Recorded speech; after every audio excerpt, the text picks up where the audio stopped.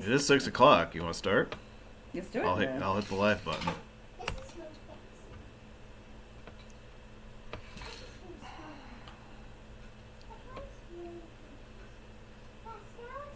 Yeah.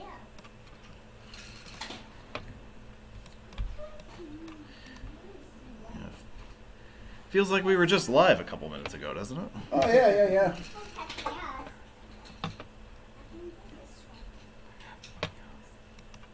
Okay. I'll finish getting her set up, and then by that time it'll be. Hi, Rainey. You want to say hi to everybody in the chat and everybody in the watching our webinar? Hi. Why did not say hi? Well, it's a little hard for them to say hi. They could say hi in the chat. Maybe Mommy could pull up the chat and I could show you them saying hi. Can I show you what this says? It says the Interstates and Freeways of Austin, Texas. A comprehensive overview. Okay. Routes? Look! That's the same as that one, but that's not the same. Right. So, Rainey, read some of the numbers of the routes we're going to talk about today. Rainey, what number is that? Wait. Oh, you know what that number is. Get up. Goofy, come on. Help me. What number is that? Water break. What? What is it?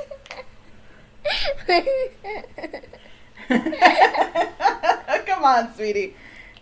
Water break. It's what? Okay, Water break. that's 1. Express toll 1.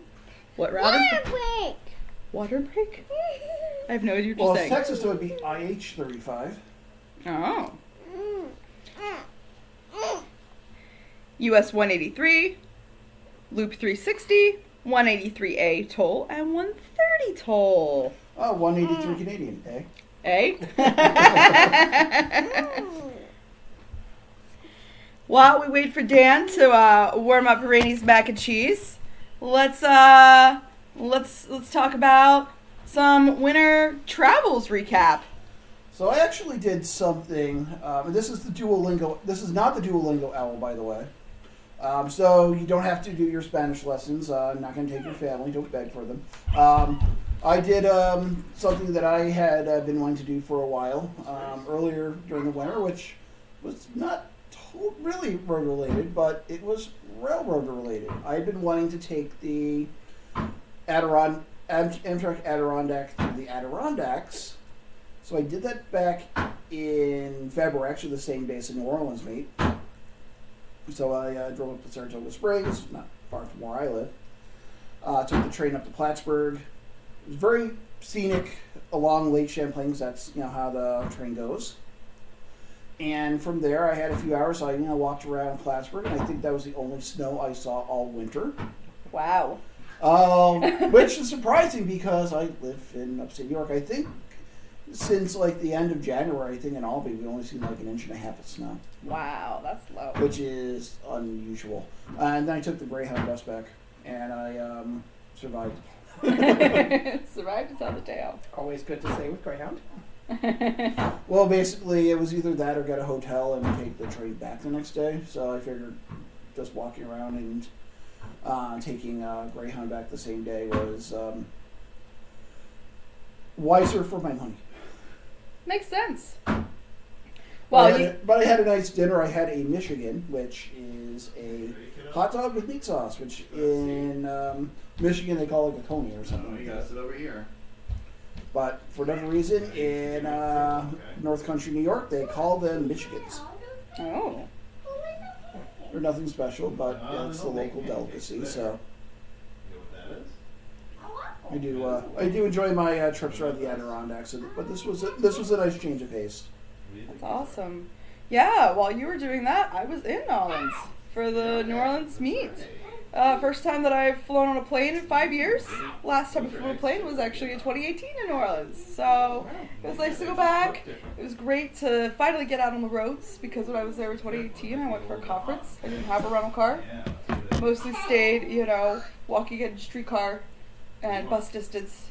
Well, it's a streetcar named Desire. Wait, that was St. Louis. I Yeah. was thinking it, I just didn't want to say it. Although, that said, in 2018 I clinched the Canal Street line, and on this trip I clinched the St. Charles line. Yeah. So now I have them both clinched. But yeah, so 2 days of meet plus a third day to explore around the area, as well as poke into Mississippi to get my latest state. And that's my big travel for the year so far.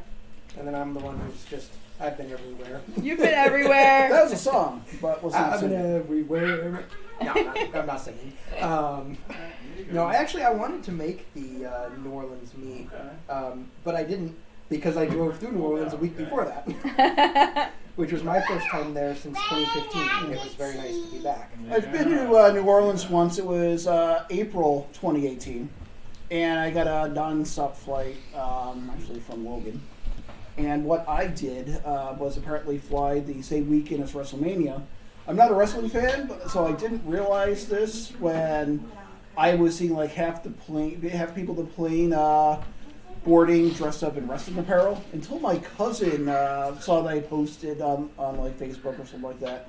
That I was in New Orleans, like, oh, you're there for WrestleMania? I'm like, dude, you know I'm not into wrestling. But apparently that was the same weekend. You should have just responded, what?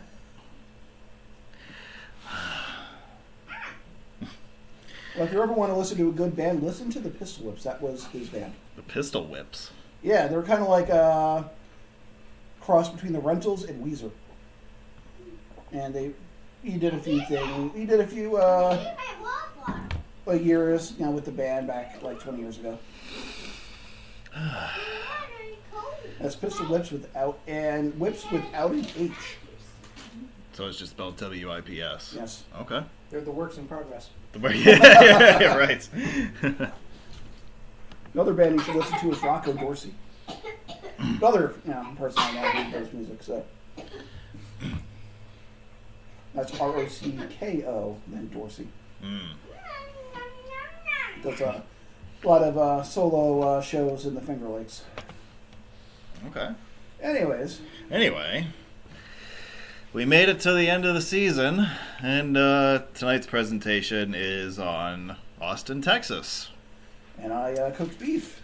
Yeah, there was a lot of food here earlier, and I appreciate all your help with making Yeah. sure everybody does I not did go hungry make, today. like barbecue brisket, but I had corned beef brisket that I had made for the panel that you will be spending your evening with. Yeah, speaking of which, you probably recognize Doug's voice. You probably recognize Laura and Rainy's voice. Rainy's like almost a full-time panelist now. And Connor's here. Hi, Connor. Yeah. Long time no see. Putting in my once a season or so appearance. Yeah.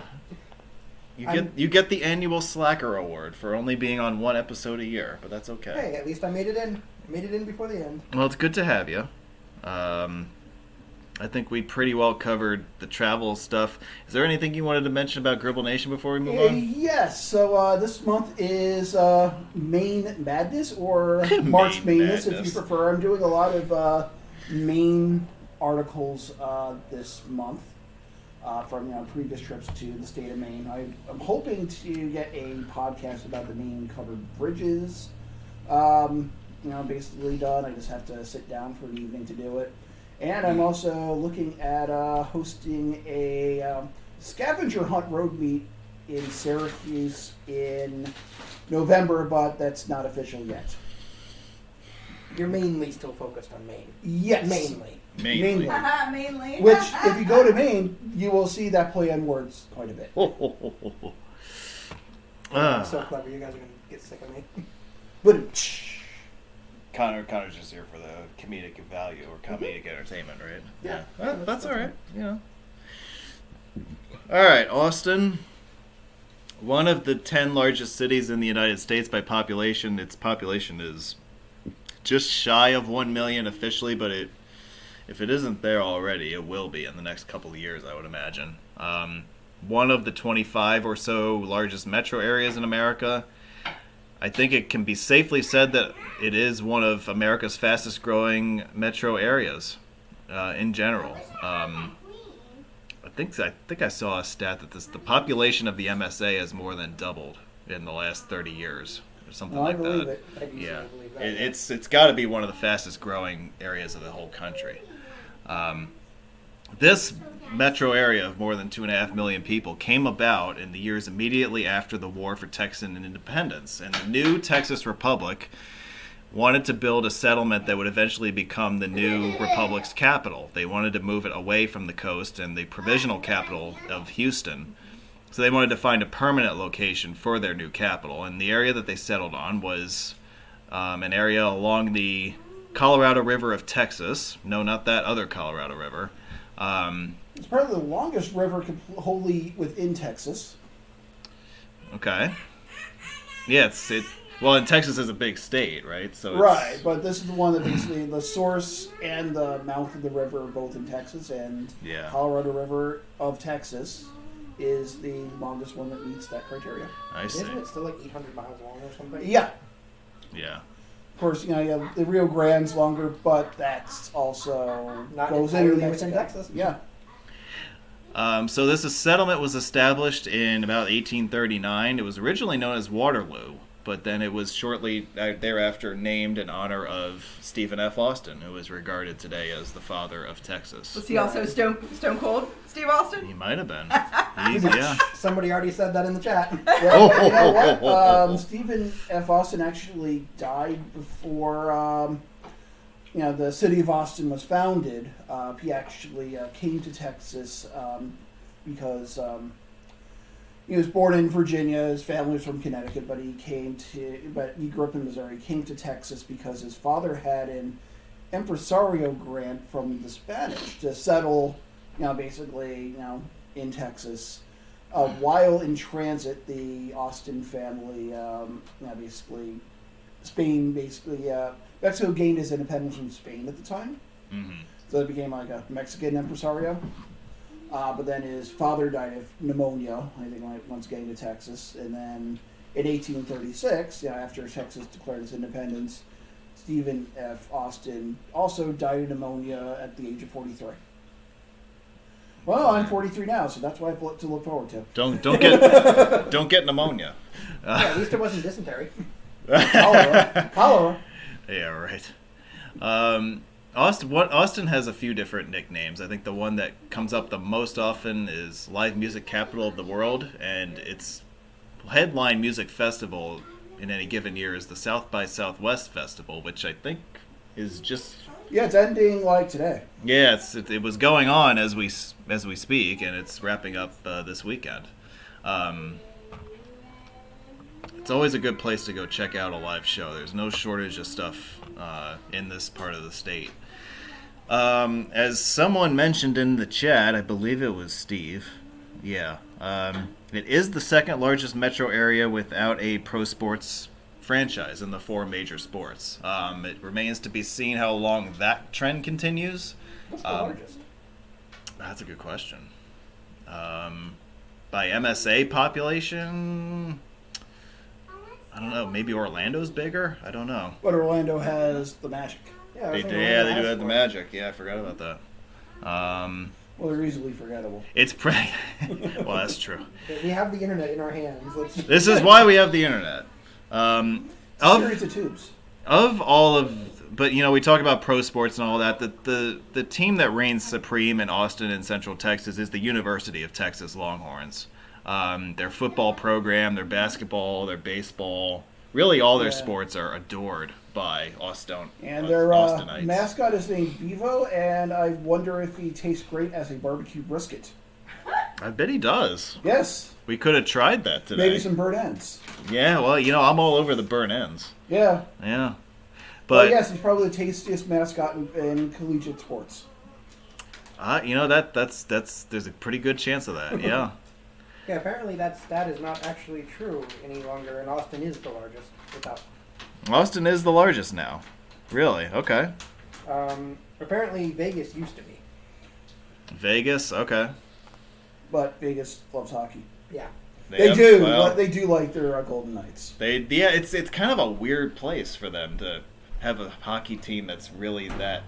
Well, they do Embraced, very well, and B, they actually are from Vegas. They didn't move from somewhere else. Right, they were an expansion team, and they made the Cup final in their first year. Yeah, so people in Nevada like the Golden Knights because, well, they've never been bad. right. A, they never got big. The other thing is, people like it's not like they took the team from somewhere else, like Chokeland. Yeah, right.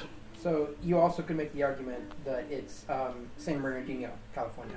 Like Inland Empire, quote unquote. Because technically San Bernardino and Riverside are their own separate MSA from Los Angeles. I don't understand why that is. I don't think it should be anymore, but traditionally it is. Having visited. Sorry, I'm over in the other room eating dinner with Rady. Having been having been to the Inland Empire, it is culturally its own thing. That is very distinctly different from LA. I also did wings, by the way. I don't think that distinction really matches and meatballs. The MSA distinction versus the geographical distinction, though. Oh, Because I'm thinking, like, if you look at, like, San Bernardino and just move west towards, Pasadena, that whole stretch, it just kind of gradually... there's not, like, a dividing line between it. I mean, that's true. There's not really a dividing line, but I was in Redlands for multiple days, and Redlands definitely felt like its own thing. I mean... All right, well, when we do the Interstates and Freeways of Riverside, we can discuss this further, I suppose. When I was in Riverside, too. So, yes, we should do that. All right. In a future season. Remember, Sure. I was also out there a few weeks ago. That's right. All right, let's move on here for a sec. So, the one team that is considered pro sports, of any sort of major sport, is Austin FC, the soccer team, which was an expansion team in 2019. We also have the Round Rock Express. They are the AAA affiliate of the Texas Rangers. The Austin Spurs are the G League affiliate for the San Antonio Spurs. And the Texas Stars are the AHL team affiliated with the Dallas Stars. Right, and I play in Cedar Park, which is like a suburb just north of Austin. Yeah. It remains to be seen how much longer Austin will go, being the largest metro without a major pro sports team. I remember the Pagulas were threatening if they didn't get a new stadium in Orchard Park. They were like, it's like we can move our team to Austin or something like that. Austin is certainly big enough at this point to support an NFL team, an MLB team. MLB is looking to expand as it is. So maybe Austin is in their radar. I know that Nashville gets brought up quite a bit with baseball expansion, but it seems population is probably meaningless when you look at the fact that Green Bay has a well, yeah. That's his own story, though. Don't want to get us too off track. The Texas State Capitol is right here at the end of Congress Avenue at the north end of downtown. Beautiful building. There's a lot. The skyline of Austin has changed dramatically in the last just this century. There's so many new high-rises that are being built. So much interesting architecture in this city. I've told people, so I went to Austin in early 2022, so a little more than 2 years ago exactly. And I came away being blown away at the fact that it's a Texas city, but it's not like the proportion of it is not monumental and like obnoxious and huge. Austin feels very manageable to me as far as the size of it, and I came away from that feeling that Austin is my favorite city in Texas. And San Antonio's right there, and El Paso is right there also. El Paso's a really beautiful place as well. But you get interesting architecture like this every once in a while. I don't know that there's anything else in Texas that's quite like that. But this engineer really appreciates stuff like that. If we take a wider view of town, we have scenes like this. This is along Lamar Boulevard on the west edge of downtown. And this is on the Colorado River. It's a beautiful 70, 75 degree day in middle of February when I was down there. I see. So in paddleboarding. Yeah, I guess it's always paddleboard season. Don't ask me about my stand-up paddleboard experience. But it was I will not ask you about that. I know what you're talking about, but I will not ask you about that. That is such a beautiful cityscape, though. It is. It's got to be the. I mean, Dallas is okay, and Houston is all right, but modern steel and glass high rise, I think Austin is right at the top. Okay. Highway planning. So Austin is very much a late bloomer in terms of its development of its highways. Remember, Austin was not a very big city. It was less than 500,000 people for the vast majority of its history, up until the 20th century. So there was not a whole lot of thought given as far as the development of a huge freeway system that could accommodate millions of people. And we're going to see over this episode that has become an issue as the sprawl has come anyway, and there's just not enough freeway capacity to deal with it. But the early 1960s plan, which you see on the left, features a couple of highways running north-south. There are east-west thoroughfares. The I-35 corridor that was eventually built in 1960 is this line here on the right, the furthest line on the right. You see a dotted line on the left. That would eventually be constructed in the 1970s as the Mopac Expressway. Everything else in between these two highways was largely axed and remains unbuilt to this day. And it may have made sense from a population growth standpoint to omit those highways from the map, but as we see today, the planners of 1960 foresaw the potential for Austin in terms of the population it could have in decades ahead. The 1960s plan was largely scrapped with the exception of the Interstate, which maintained federal funding, which allowed its construction. So it was back to the drawing board in the 1970s. The early 1980s yielded this master plan on the right. Here we have something that more closely resembles what was eventually built, the outer loop. Like if we take the interstate, which runs right through the middle here, there is a plan for an outer loop. A lot of this outer loop did eventually see construction and is still a dotted line on planning maps to this day, especially west of town. We see a Loop 360 corridor taking shape, and also future freeway upgrades along US 183, US 290, and also Highway 71 near the airport. Most of this was eventually built in some form, as we will see. But it was the 1980s master plan, that generation, that gave rise to the system of highways that we have today. Yeah, so looking at some of the history, just to throw some dates out there. The first plan dates back to 1962. And then there was apparently also an approved 1969 plan that includes that same intercity freeway network. And then 1980 is when the other plan was done away with, and then a new plan came about. There were adjustments to that plan in 83, and then in 85 is when you have the freeway network plan with the two loops. I like maps like this because they project the future in a color-coded fashion, so it's easier for you to tell exactly what's what and what they're thinking is going to be. So this map is from 2000. This is from Campo, the Capital Area Metropolitan Planning Organization. I think I have that right. Yeah. This was their 2025 master plan. And you can see in the year 2000, they had, so like the red lines are highways that already exist or are planned to be upgraded. So you see the interstate running through the middle here. There are freeway plans along US 183. It's interesting that the outer loop is marked as a parkway, not necessarily a limited access facility. So I would say that we definitely overperformed the projections as far as the eastern suburbs are concerned. And there are other improvements as well. Further freeway upgrades into the west of the metro, out well past the city limit of Austin, out towards Bat Cave and Cedar Valley, along 71 and 290 respectively. Those projects are actually still dotted lines on the map today. And other projects as well. So this was what they were thinking about in the year 2000, and this was even well before the population of Travis and Williamson counties exploded in the early parts of the 2000s. I do wonder about the parkway designation on there, because I noted they had the Mopac shown as a parkway, and that already existed at the time. See? It's like green. Yeah, I don't... I wonder if... Yeah, you know what? Maybe it's like a... They're using parkway in a different way than you think. Parkway equals tollway? Like, I don't know. Because that's like, you're right, the expressway had been there since the 70s.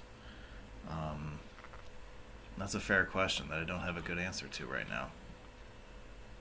Somebody in the live chat who is smarter than me will come up with an answer that makes sense. We cannot talk about Austin and its highway system without talking about the Central Texas Regional Mobility Authority, or the CTRMA. Because everybody who is watching this episode loves to pay tolls, we have to talk about the chief toll road authority in Central Texas in the Austin metro area. The Mobility Authority was established around the year 2000 as a way to finance, construct, and operate the freeway expansion in the Austin area, due to the fact that state funding was not available for the kinds of upgrades that were being sought at the time. So the Mobility Authority basically took charge and constructed portions of the 6 highways that you see pictured on your lower right. It is important to distinguish these highways from the highways on your lower left, which are maintained. They were built and maintained by Texas DOT as toll roads within the state highway system. Now, this gets a little bit confusing when you see that there are sections of, say, Highway 1 and Highway 45 that fall into different jurisdictions here. We're going to try to clarify some of that for you as the program goes along. But understand that there is, just because there's a toll on the shield does not mean that it's all under one authority. Some of them are Texas DOT, some of them are Mobility Authority highways. I think the best way to tell is just by looking at the banner at the bottom. Is it white or yellow?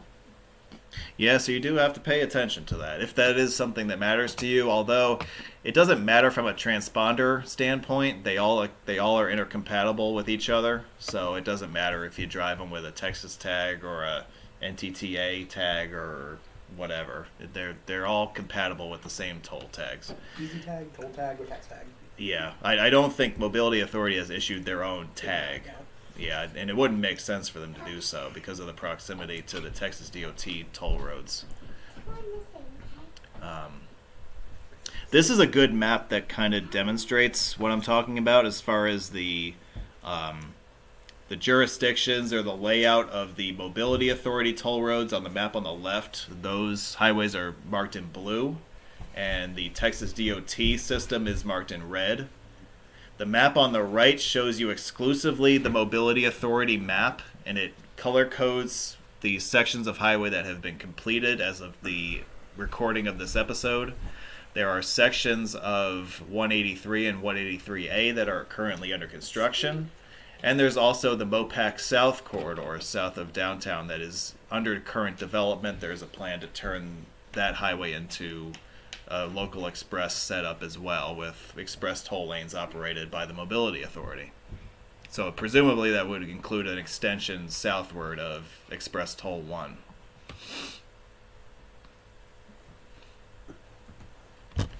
Central Austin looks like this.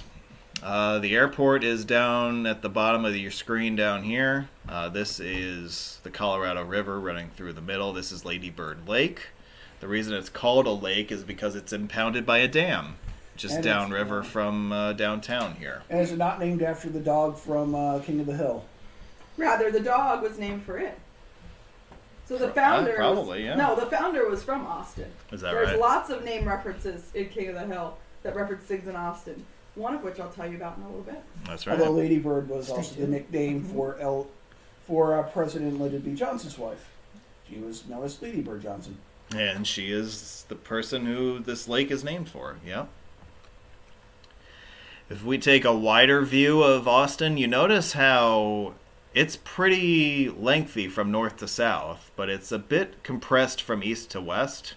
The other thing you might notice is that other than Highway 71, which runs along here, there is no other freeway corridor that allows you to get from the west side of the metro to the east side and vice versa. You do have a couple of tolled options around here, but by and large, and Austinites will tell you this, it is very difficult to travel from east to west anywhere in the metro at any time. It's not too difficult to get to north-south because you see the alignment of these highways is generally on a north-south skew. But to go east-west or perpendicular to these highways is generally, you're going to have a tough go of it. I have to point this out because I just noticed it. If you look at Route 95, in the north you have Taylor, and then in the south you have Camp Swift. Oh, I see. You know what? You would notice that, wouldn't you?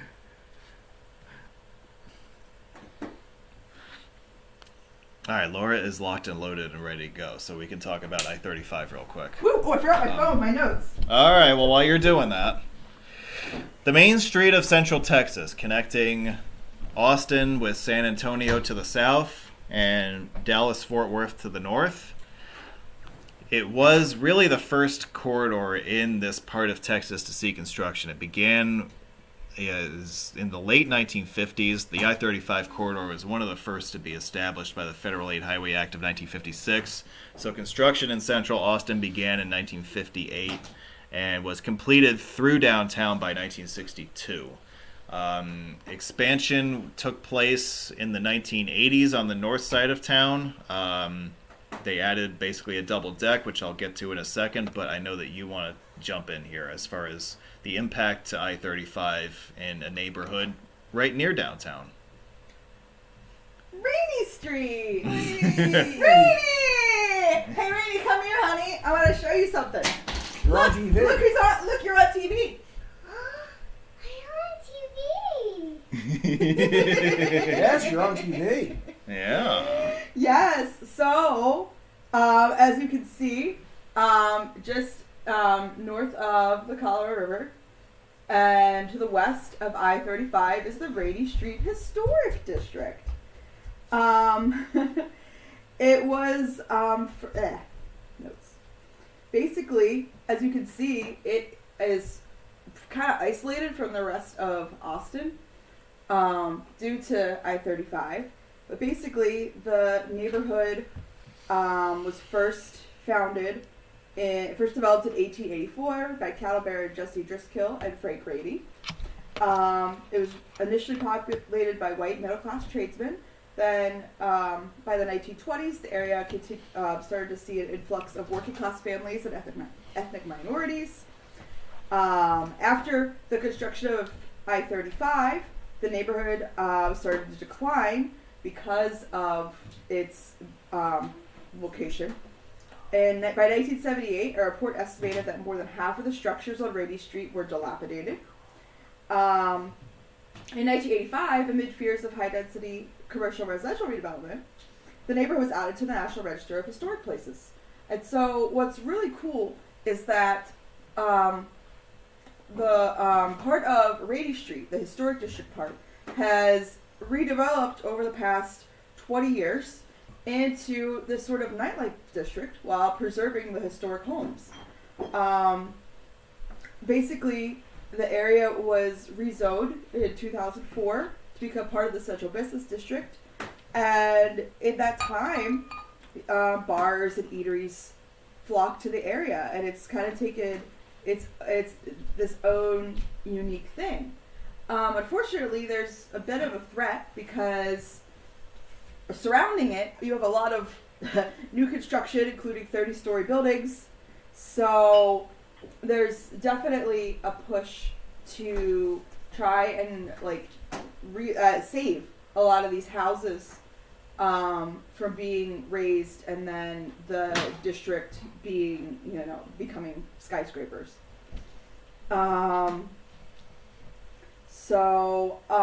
Speaking of things named after King of the Hill, the main characters in that show live on Rainy Street in the fictional Arlen, Texas. The show creator Mike Judge is from Austin and named a lot of things based on Austin, including propane and propane accessories. That's right. Yeah, I would say that 35 through downtown Texas, as it stands currently, I liken it to the Cross Bronx Expressway of Austin. this is a highway that it's very difficult for you to get through at freeway speed. It is the busiest highway in central Texas, and it largely has not changed one bit since it was originally constructed in the early 60s. The exception to this is what you see on the slide here, where it was very difficult to actually add lanes to this part of the interstate up near University of Texas Austin. So they built a double deck, basically. There's 2 lanes on the lower level, there's 2 lanes on the upper level. This was added, I believe, in the early 80s. It was around the same time that they ended up planning something similar in San Antonio with I-35 downtown. They did it on 10 as well in San Antonio. Yeah, like that whole downtown I think area there's 3 was separate sections in San Antonio that have double deckers. Yeah, well, there's a lot. There's a lot. Yeah. The fascinating thing about this stretch of 35, though, is that they didn't go for like a local express type setup. Rather, each set of lanes has its own set of exits. Like half the exits are accessible from the elevated lanes, half of them are accessible from the lower lanes. That's a good point. Yeah, you can't necessarily get to the same places from both roadways. But it's a smart way to like distribute traffic and Yeah. also just try to keep things flowing. Yeah, so I think that's why these signs are written the way that they are. Like they list out the actual interchanges along each roadway, so that you know which side to be on. So yeah, this was carried out in the early 80s. You can tell where the original freeway was, because this was originally 3 lanes each direction with no shoulders. But when they did the rebuild, they added shoulders and narrowed the original roadway, which was below grade, to just 2 lanes per direction. So it's a highway that has not changed much, and as Austin's population has boomed, it's become, the situation has become unsustainable as it currently is. And Texas DOT has been planning a massive expansion of I-35, known as the Capital Express program. Yes, I think though before we talk about that, we need to talk about its predecessor. Go for it. Yeah, so with the growth by the end of the 20th century to the 21st century, the state of Texas proposed what's called the Trans-Texas Corridor, TTC, which was basically going to be a bunch of super corridors. And I-35 would have been one of those super corridors, and including through Austin. And then the idea too was that they could separate out truck lanes versus passenger car lanes, and widen or really in some places just create a whole new alignment. I think in Austin the thought was that they would create it to the east of 35. Probably along the 130 corridor. Along 130 corridor. There was a lot of opposition from pretty much the beginning. The opposition really started to take off in 2003, and basically for lots of reasons. It was a bipartisan opposition, because for environmental reasons, as well as there was some criticism. There's also some criticism regarding what that meant with the U.S.'s relationship with Mexico. But also it would have required about 584,000 acres of land to be purchased or acquired through eminent domain. So there was the thought that the noise pollution would be incredible. 584,000 acres? Yes. Well, I would imagine that's corridor wide. Okay, the entire corridor. I'm like, that's like all of Austin. Just demolish the whole city. Yeah, right. Sorry, I should clarify. That was for all of this entire corridor. And basically, by the time 2010 came around, they ruled for that 2009, 2010. They ruled that they were going to go with the no-build option, and that they were just going to do expansions throughout the parts of I-35 throughout the state, which is how we get to. Yeah, the TTC was a spectacular idea that only looked good on paper and was never really practical construction-wise, not just in the Austin area, but statewide in general. Yeah. The Capital Express program is sort of the next iteration of this idea, and it's exclusive just to the Austin area. There are 3 segments of this. There's the north, the central, and the southern segments. The one that is the most controversial and is the one that I want to focus on here is the central section, which runs through downtown, and it's highlighted basically on the map that you see on your right. Basically covering the entire overlap of US 290 from Ben White Boulevard in the south up to the north 290 split north of UT Austin.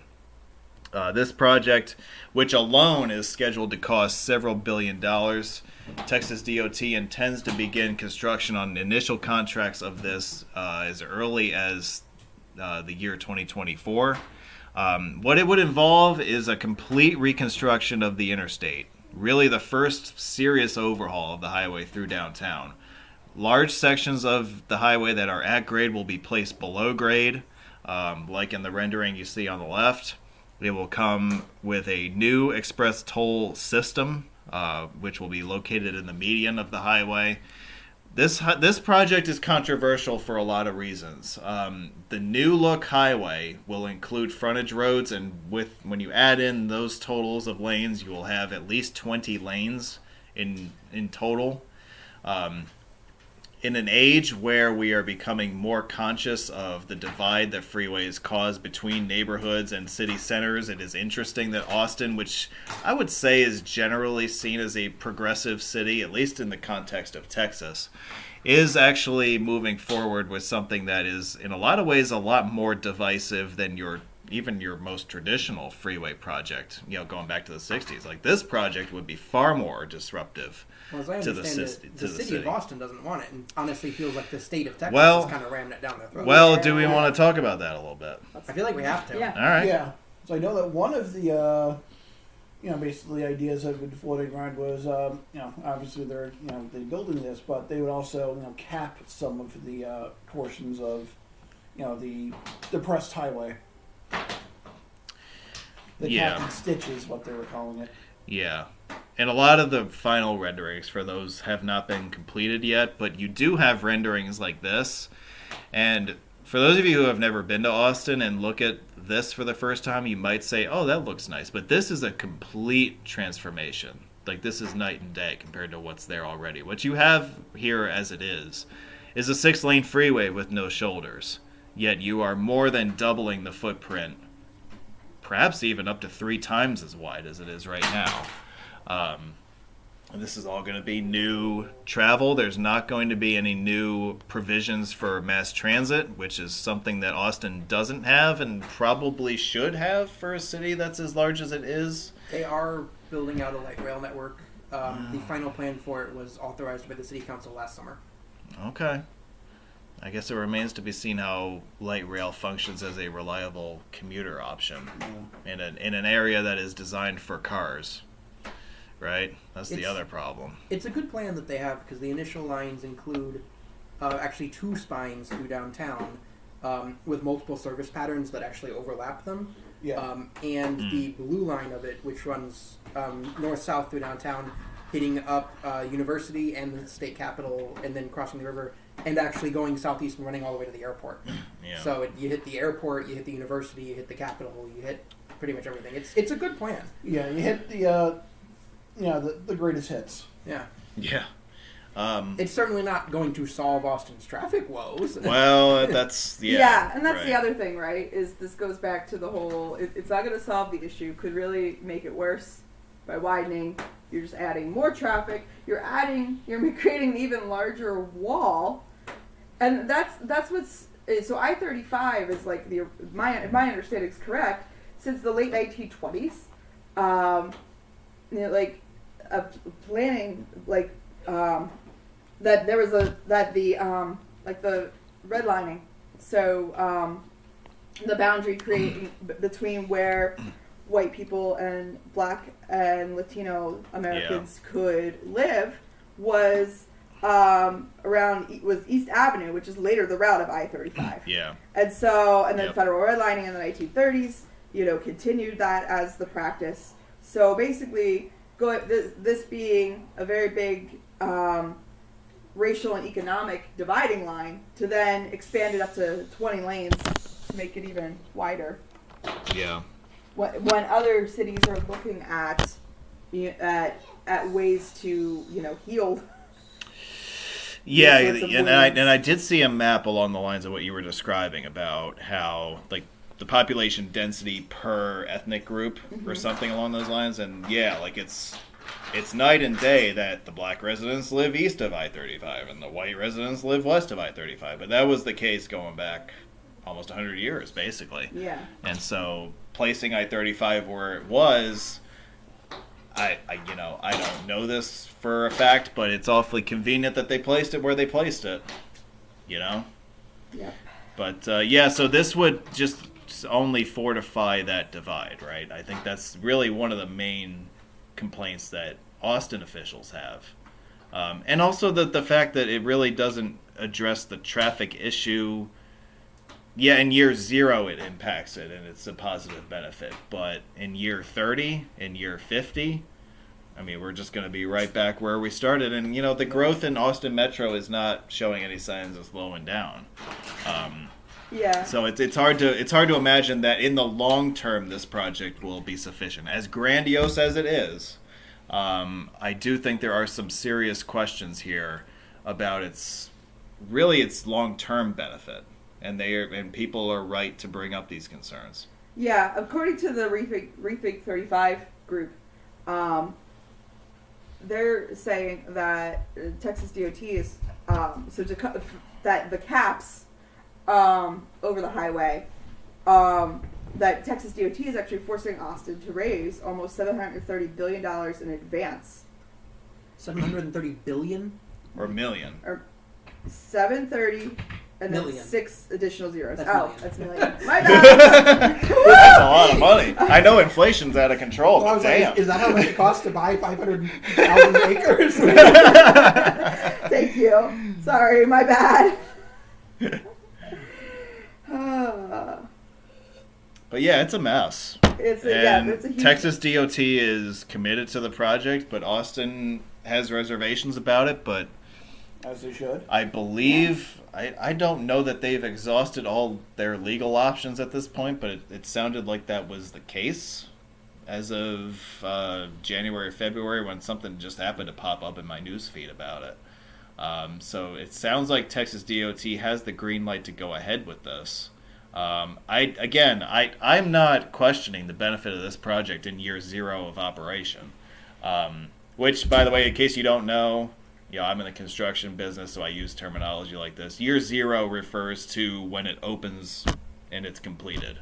Yeah, you're going to see a huge improvement in traffic flow when this thing is fully complete versus what it's like today. It's going to take 10, 12 years of construction to get to that point, and it's going to take several billions of dollars to get there. But in year 0, in year 1, you're going to see a completely transformed traffic system. It's going to be significantly improved, I'll say that. These projects, however, don't seem to be designed with year 30 in mind, year 50 in mind. And they're also not taking into account these well-established neighborhoods and the communities on either side of them. The Rainy Street Historic District being one of them. So I have serious concerns about the viability of this to actually deal with the traffic in Austin. And that's really sort of the objective of projects like this. You embark on projects like this to solve problems, not to create new ones 2 decades from now. So that's my thoughts on it. Stay tuned, because there is a lot of construction ahead on 35 in Central Austin that's worth paying attention to. Yeah. And I saw the same article that you did about I think it was from back in like November or so, that it was like a 10-year plan was approved. Yeah, something to like that. basically greenlight the construction, and residents of Austin are very frustrated because the overwhelming majority of them don't want this. Yeah. So. Yeah, it's a bizarre situation that. I mean, we'll have to see how it works. Although I think I know what the answer is in the future. It'll be a heck of a construction project to watch Yeah. happen, that's for sure. Yeah. I know that Eric Stuve was going to have a meet in Austin this fall. Yeah. Yeah. Might be worth having a few meets in Austin if the idea is to keep tabs on the construction downtown. All right. I'm going to do it. I'm going to talk about I-14. Meh.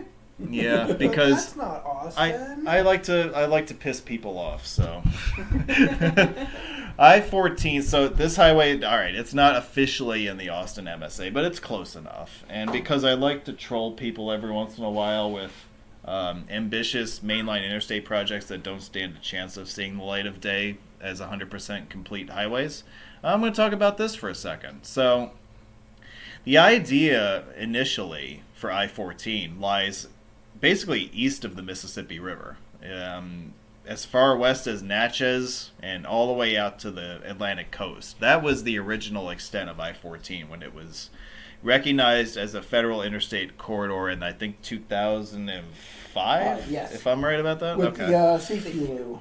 Yeah, and at that time it was designated as I-14 and also as the 14th Amendment Highway. It was basically, and it still is, a dotted line through the heart of the Bible Belt and what's sometimes known as the Black Belt, which is like, the highly populated African American parts of Mississippi, Alabama, Right. Georgia, that part of the country. I think, in fact, it roughly would parallel the US 80 corridor through Mississippi and Alabama, so it would run basically along the Selma bypass in Alabama, Yeah. for instance. You go out basically from Columbus and over to Augusta, probably to Macon. Something like that, yeah. But then Texas got involved, and they were like, "Hey, what about me?" So they worked out a federal amendment to the legislation that created I-14, and so now I-14 is planned to extend as far west as, west of Midland, and all the way out to I-20, way out that way. So that is the long-range idea for I-14. It remains a dotted line everywhere on the map, except for these roughly 20 miles between Belton and Fort Hood. Yeah, I will add this about when they basically passed the 14th Amendment highway to legislation. That was the same time when they passed the 3rd Infantry Division highway to legislation, which would have been I-3 north-south in Georgia. I-3, yay! Yeah, Which I don't think is going to see the light of day either. I think they need a interstate between. I could be wrong, but they probably don't need an interstate between Augusta and Savannah. Yeah, that is a weird spot to put something mainline, but you'd be better off investing the money in improved I-26 and etc. But anyway, the I-14 shields do exist on a 20-mile section, which is a complete overlap with U.S. Highway 190.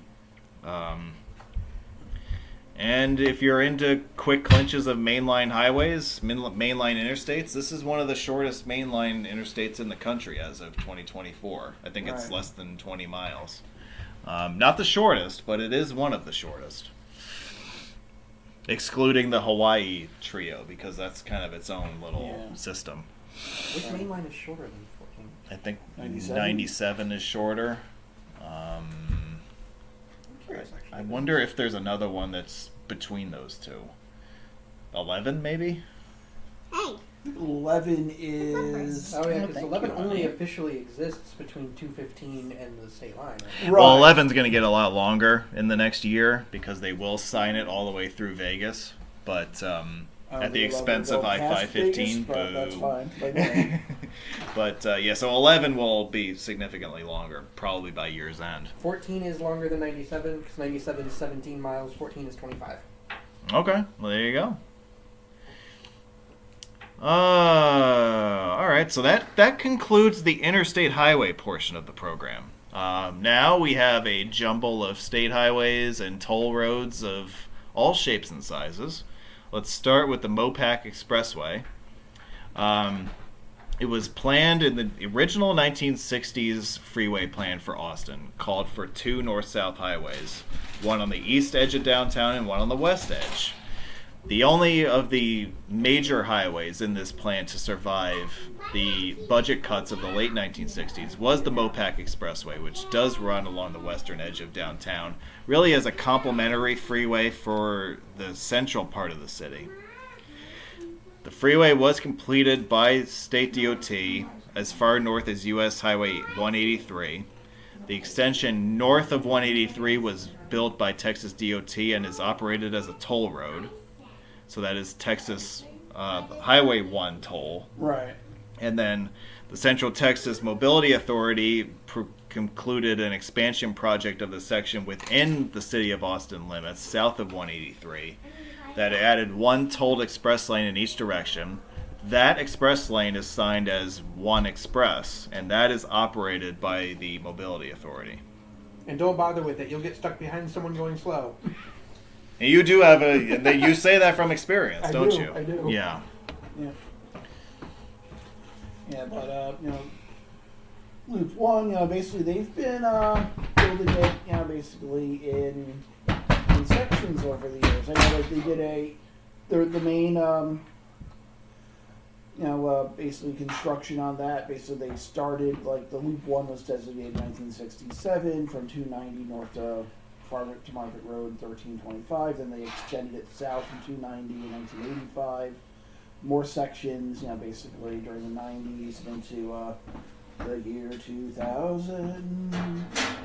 But basically that, and they're still expanding more. Like the Loop 1 Express project, that started in 2017, and there's projects that are the Mopac South that's supposed to be actually was supposed to be starting in 2023 for adding lanes and things like that. So. And I think that would be basically an extension southward of Express 1. Yeah. More or less, right? Yeah. Down to from Cesar Chavez Street down to Slaughter Lane. Yeah. So across the Colorado River and then down more towards Highway 45 at that point. I do want to mention while we're on this slide, these are scenes from the one toll section. All of the toll roads in Austin that were built by the early 2000s were built with toll plazas and whatnot. Austin is a completely cash-free system by this point, so depending on the section of highway you're driving, you'll be able to tell how recent it is, because that'll tell you when it was built. You'll be driving past an abandoned toll plaza, or you'll be zipping through a toll gantry. Yeah. There are abandoned toll plazas on the Loop 1 toll section. Obviously, as you might expect, the Loop 1 Express has always been a cashless venture from its inception.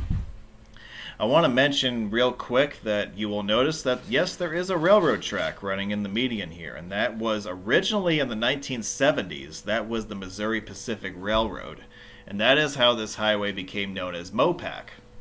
It was originally known on planning maps as Mopac Boulevard, and some Austinites who are long-timers and old-timers still refer to it as Boulevard, even though it's been an expressway for many years. And at this point, the Missouri Pacific has been gone for much longer than it existed in the median of this highway. So the highway still carries the name of a railroad that only ran in the median of it for about 10 years before it became part of the Union Pacific. Yes, this is a Union Pacific train in the median. Thank you, Connor, for providing this picture. You're welcome. Because I did not get to see a train in the middle of this highway when I was down there. Good timing, I'd say. Well, I had plenty of time to look at it, stuck behind people in the... Maybe they were also looking at it. Maybe they were getting pictures as well. Maybe they have their own dad in an alternate dimension. So the US 183 corridor is another one that has seen a fair share of upgrades in recent years, and there is plenty more on the way. 183 runs...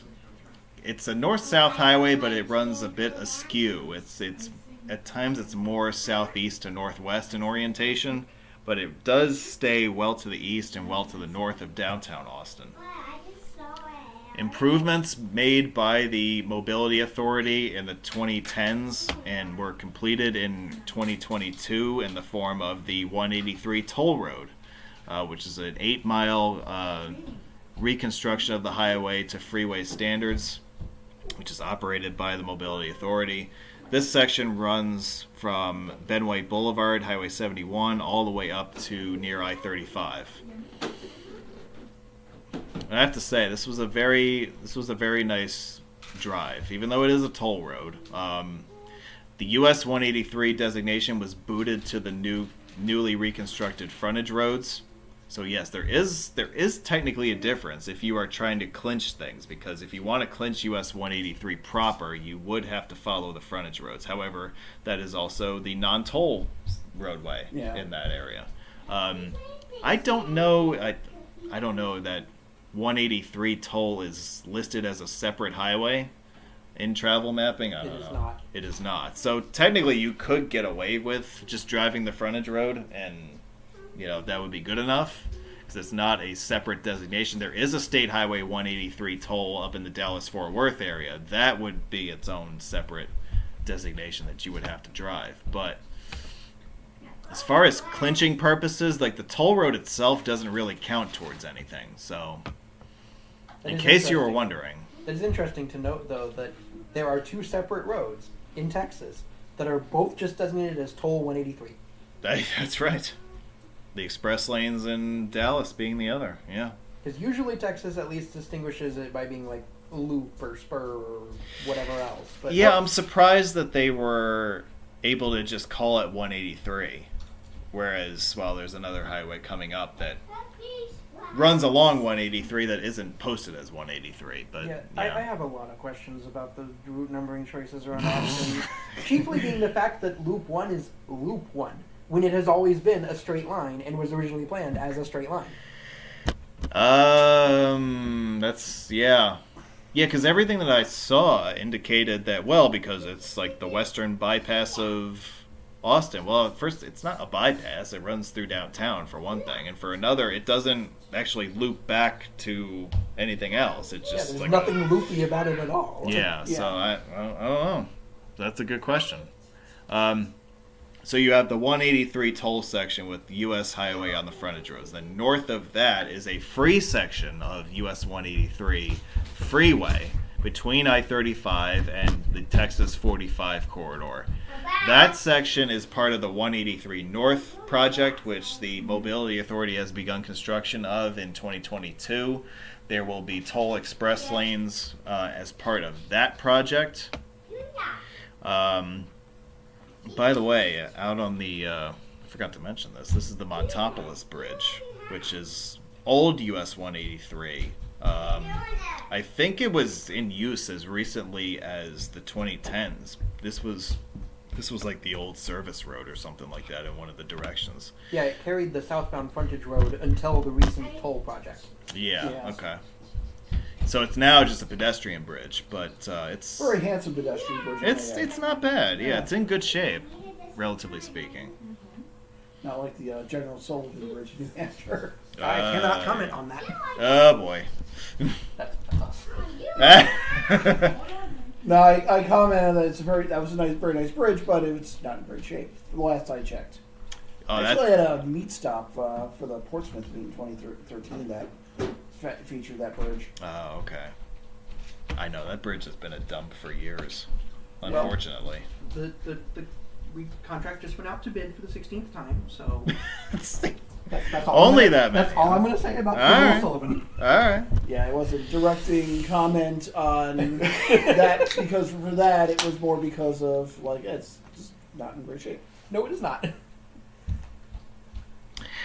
But I could talk. That could be a webinar all unto its own. Oh boy, you are requesting a Portsmouth, New Hampshire webinar, aren't you? I would definitely participate in such a thing. All right, well, we can see if we can make more that representation. happen. I'd be part of that. Yeah. So we've talked about the two sections, right, from south to north: the 183 toll, the US 183 freeway. And now we have the northern extent of this, which is the 183A toll road, which I know drives you nuts. But Yeah, 183 Canadian. Eh? Yeah, eh? This was the first project undertaken by the Mobility Authority. It began construction back in 2000, and its first section opened about a few years after that.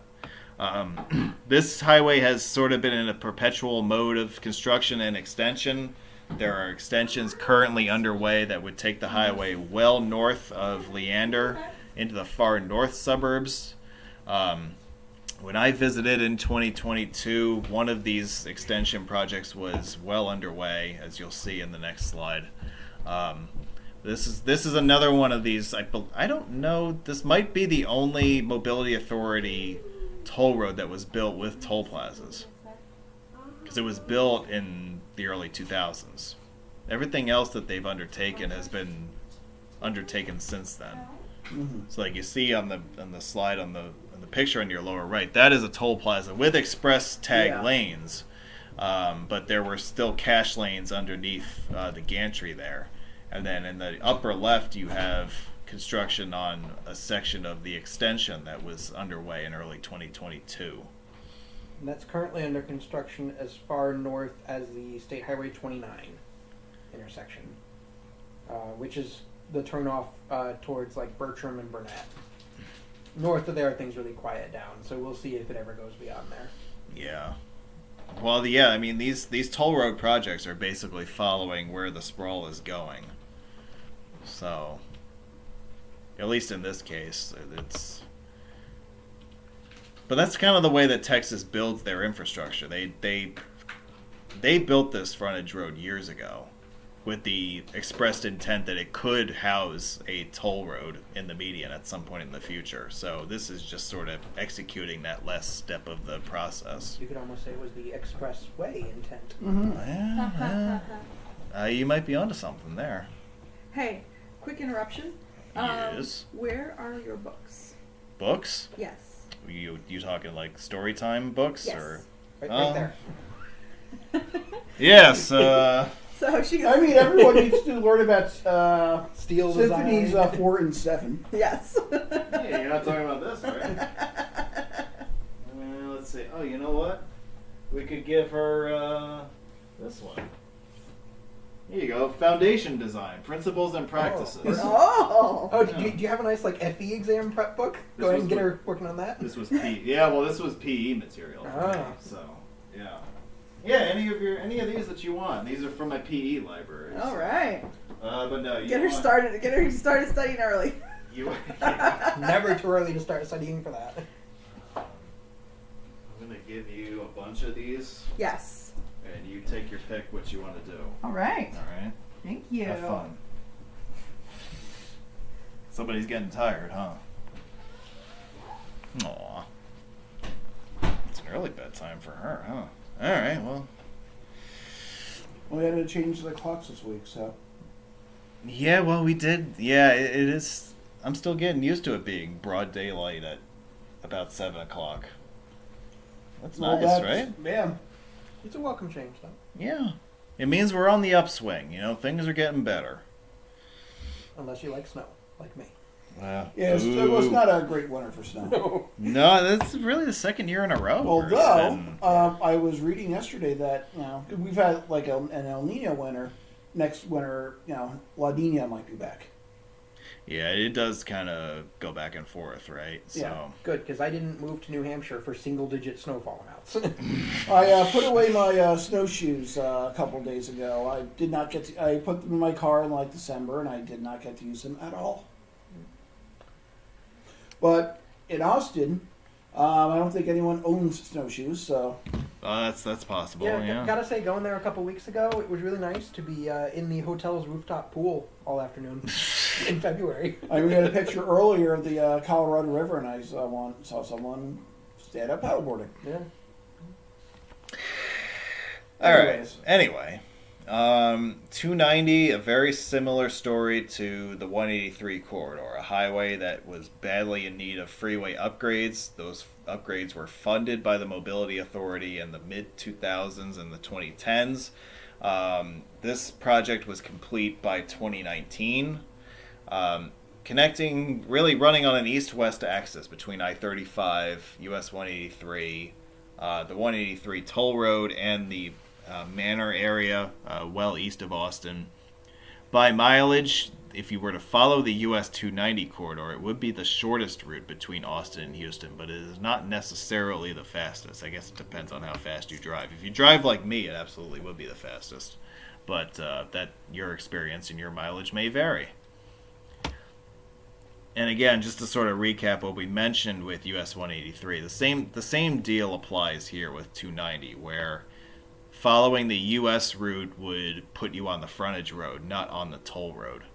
And there is no significance to driving 290 toll if you want to clinch it, because it's not considered a separate designation by Texas. Although it's worth noting the freeway lanes are US 290 between 35 and 183. It's only east of 183 that it shunts you off onto the frontage road. That's right. Yeah, and they do a good job of signing this, like in the picture in the upper left, where last free exit, and yeah, the US route does actually exit here. So if you are in the Austin area and clinching stuff, this is just something useful, perhaps, that you might...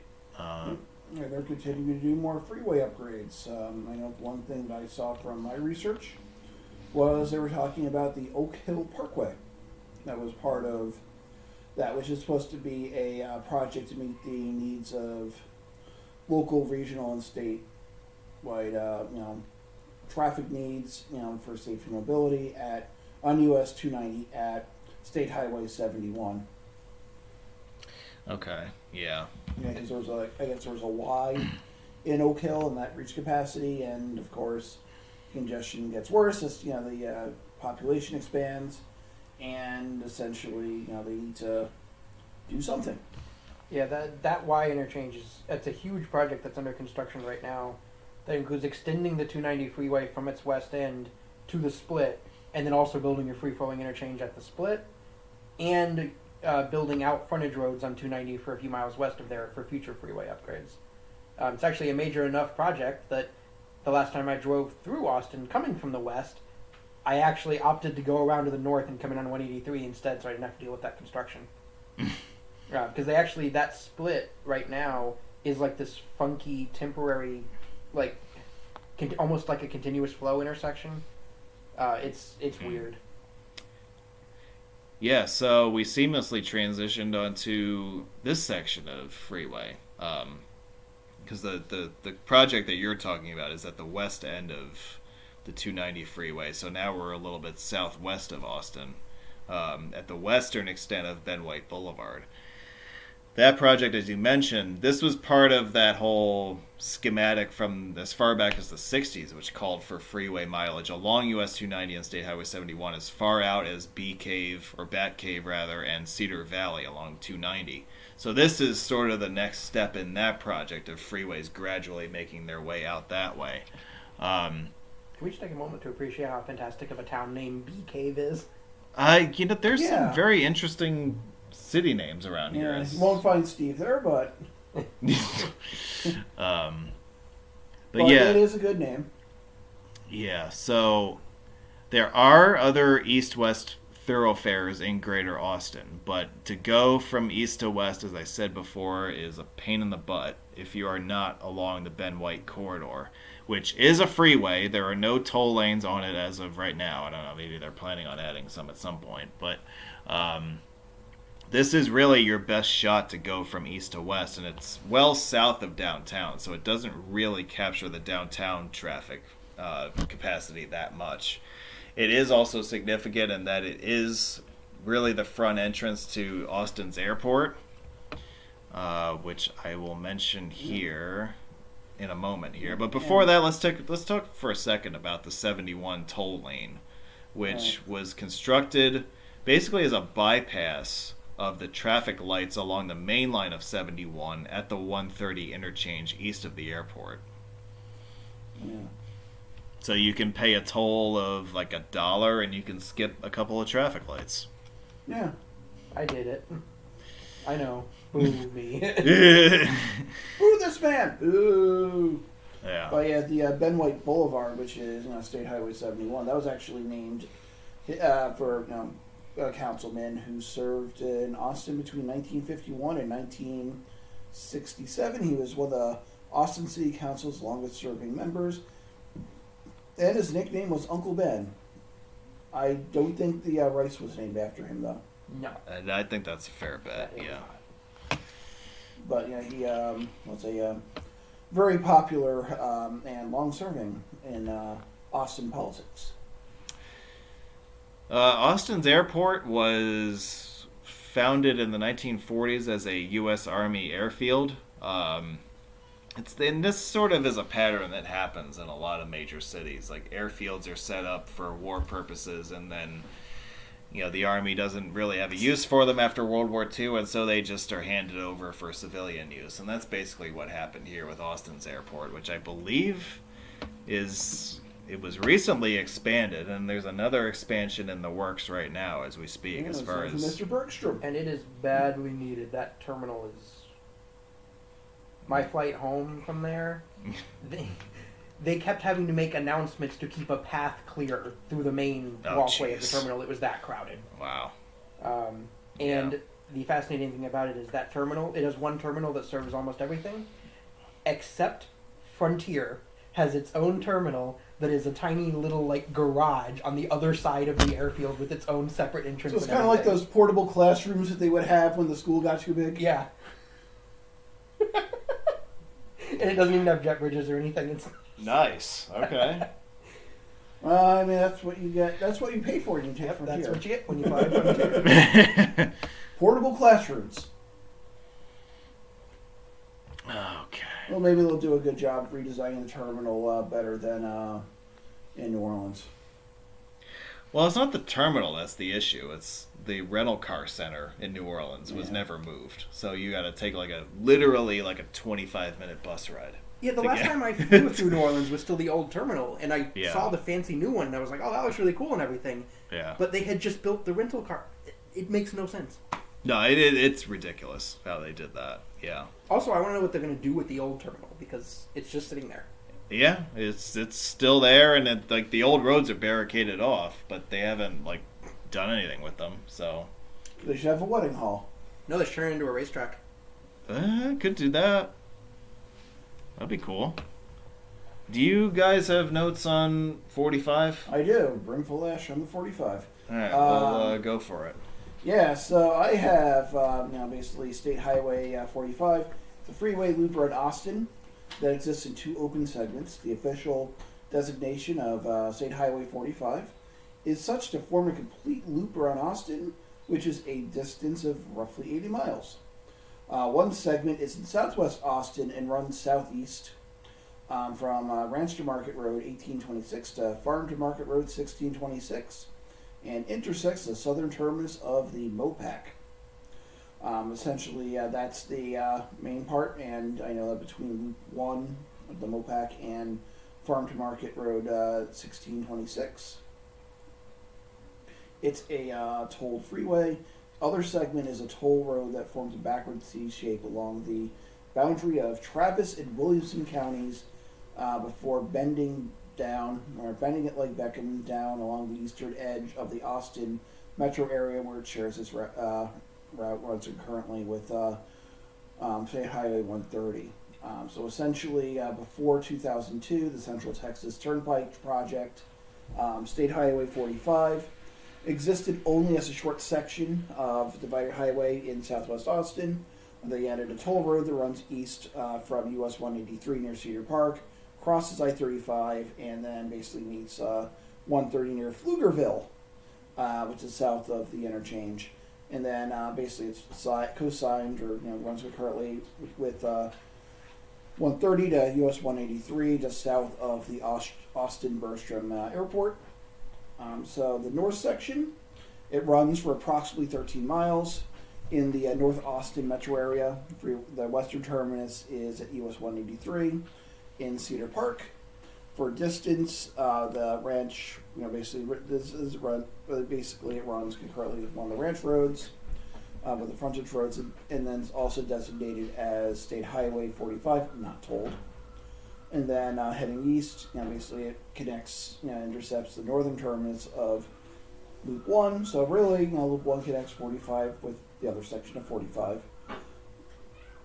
well, they originally planned the complete construction of that section to open by 2007, but actually some sections had opened as early as October of 2006. The southern sections you have, the southeast and the southwest sections. The southeast section is tolled, that's about 7.5 miles. That was originally part of that same 2002 Central Texas Turnpike project plan. But what had happened was that they there we go.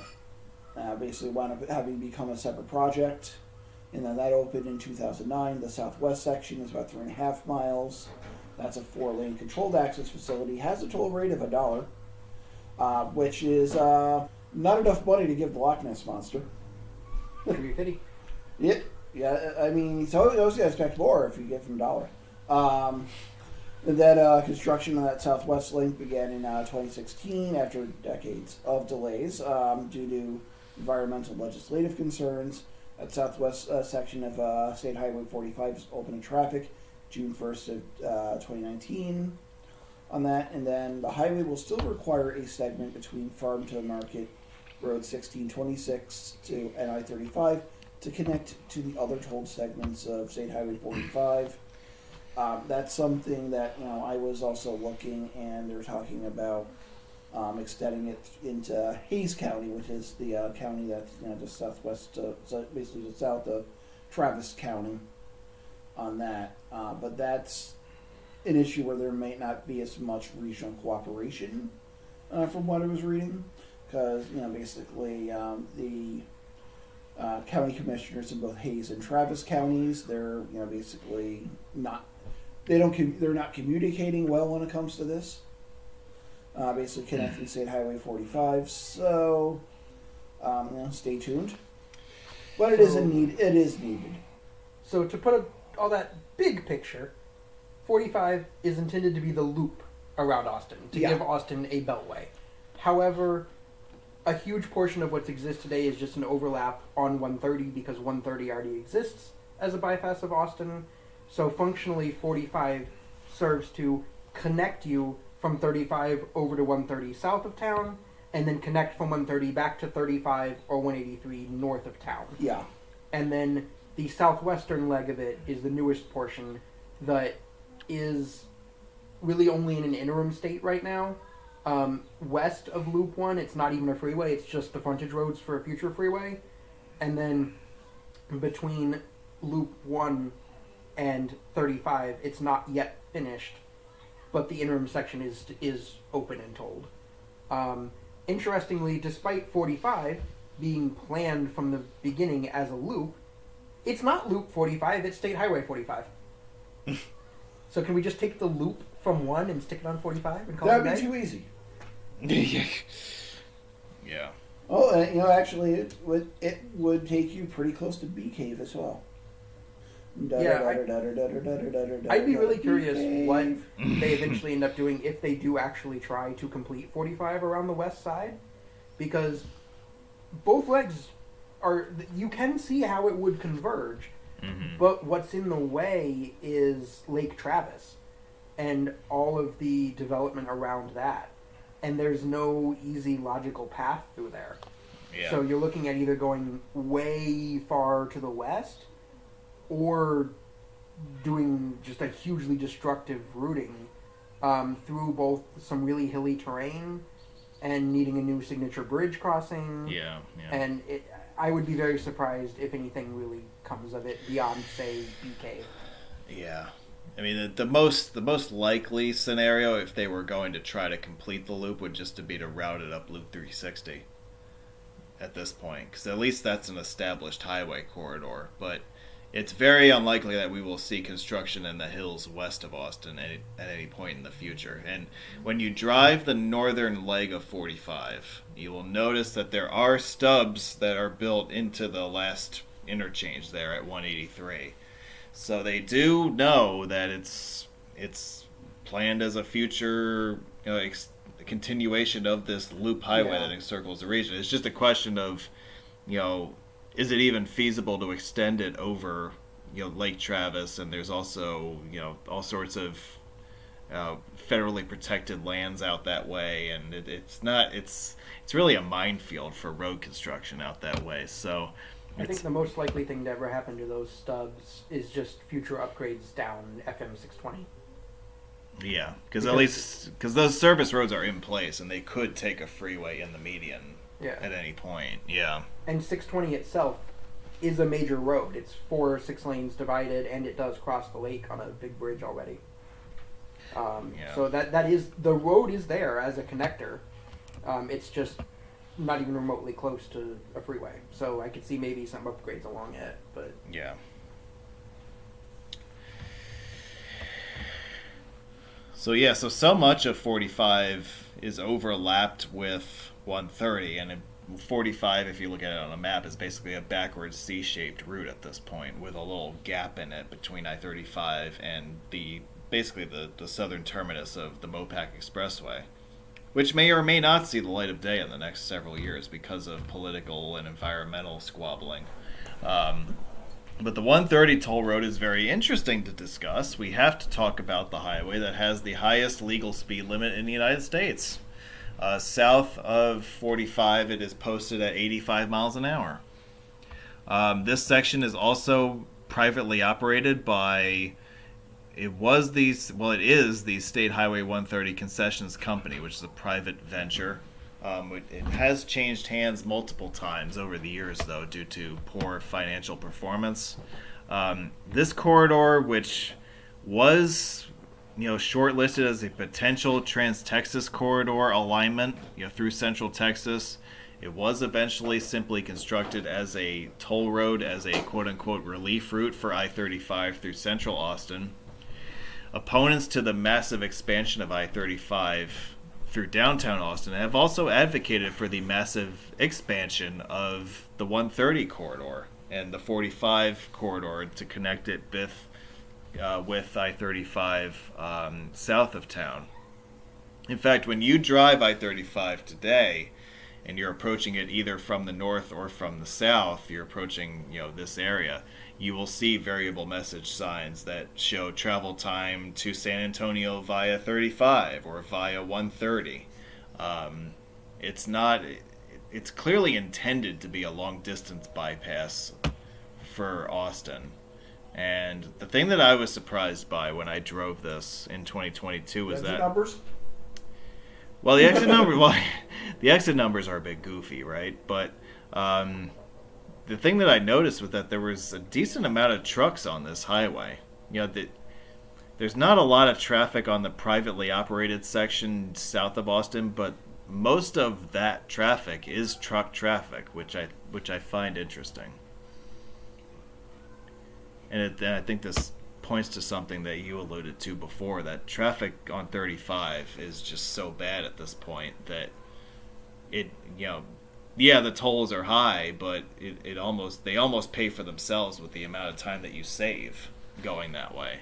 There actually was a bill in the state legislature in 2013 intended to reduce the need to rebuild I-35 through Austin, that actually would have had the state instead use a chunk of that money to pay off the private operator of 130 to remove the tolls on it.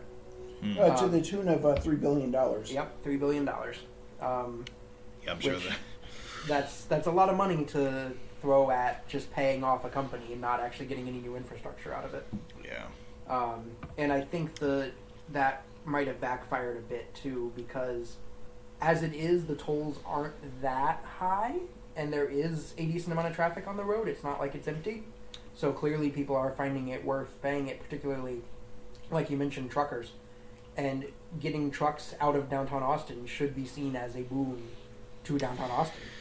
Right. I mean, you should want to embrace ideas like that, right?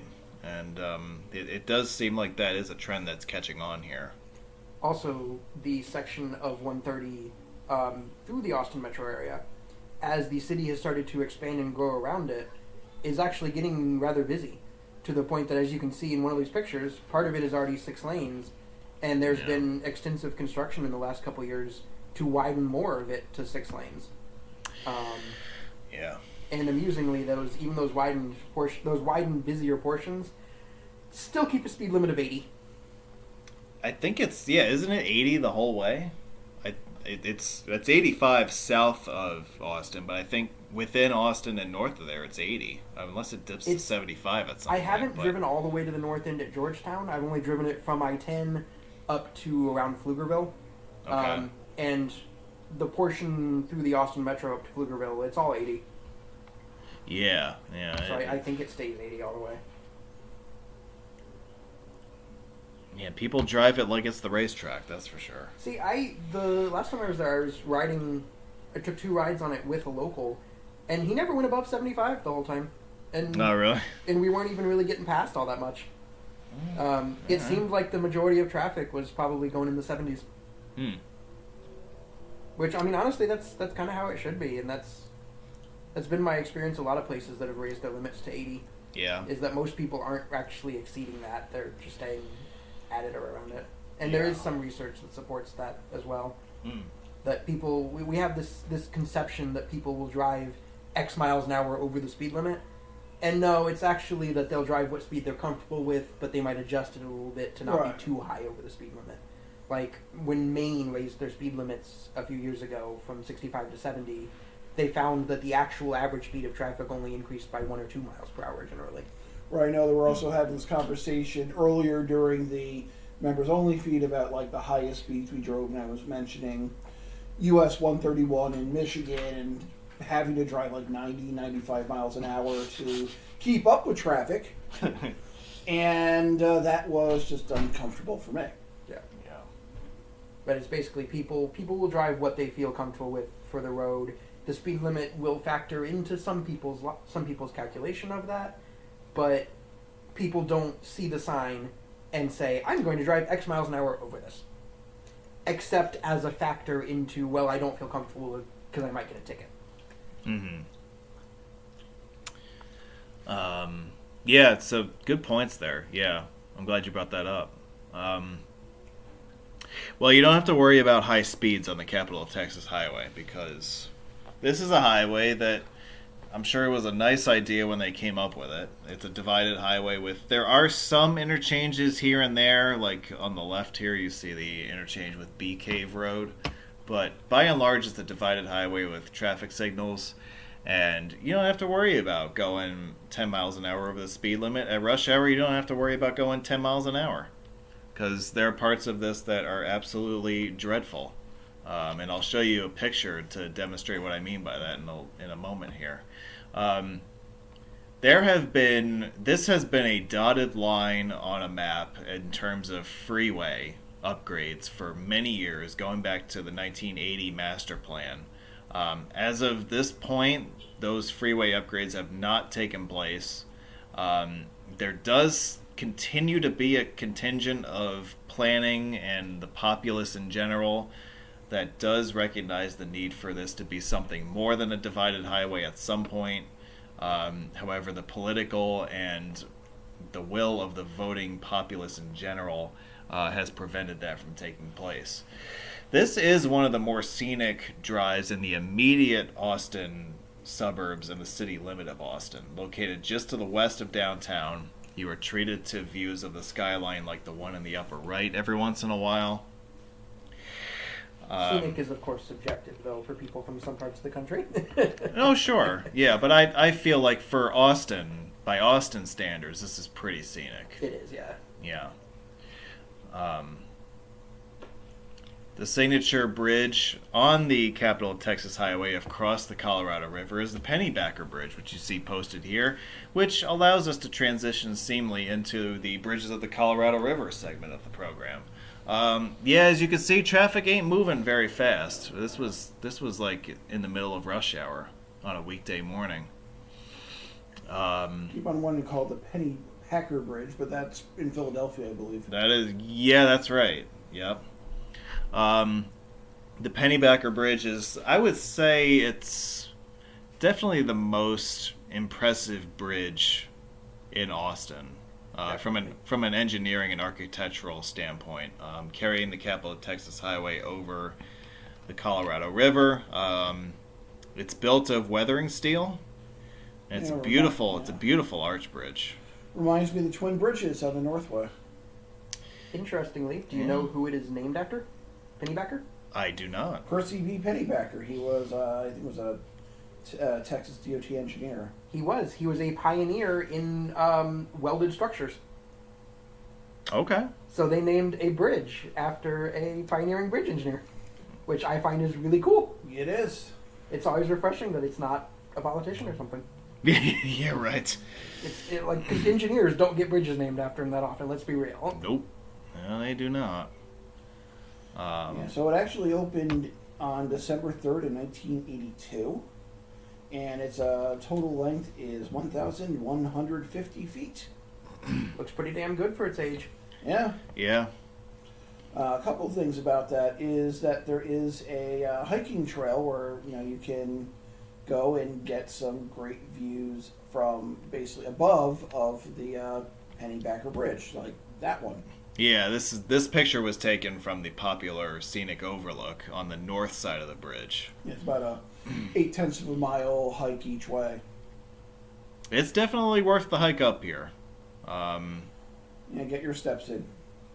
Yeah, because I do like to do stuff like that every once in a while, just because I'm confined to my car so often when I go on these big trips. So it's good to get out and get some exercise and stuff like that.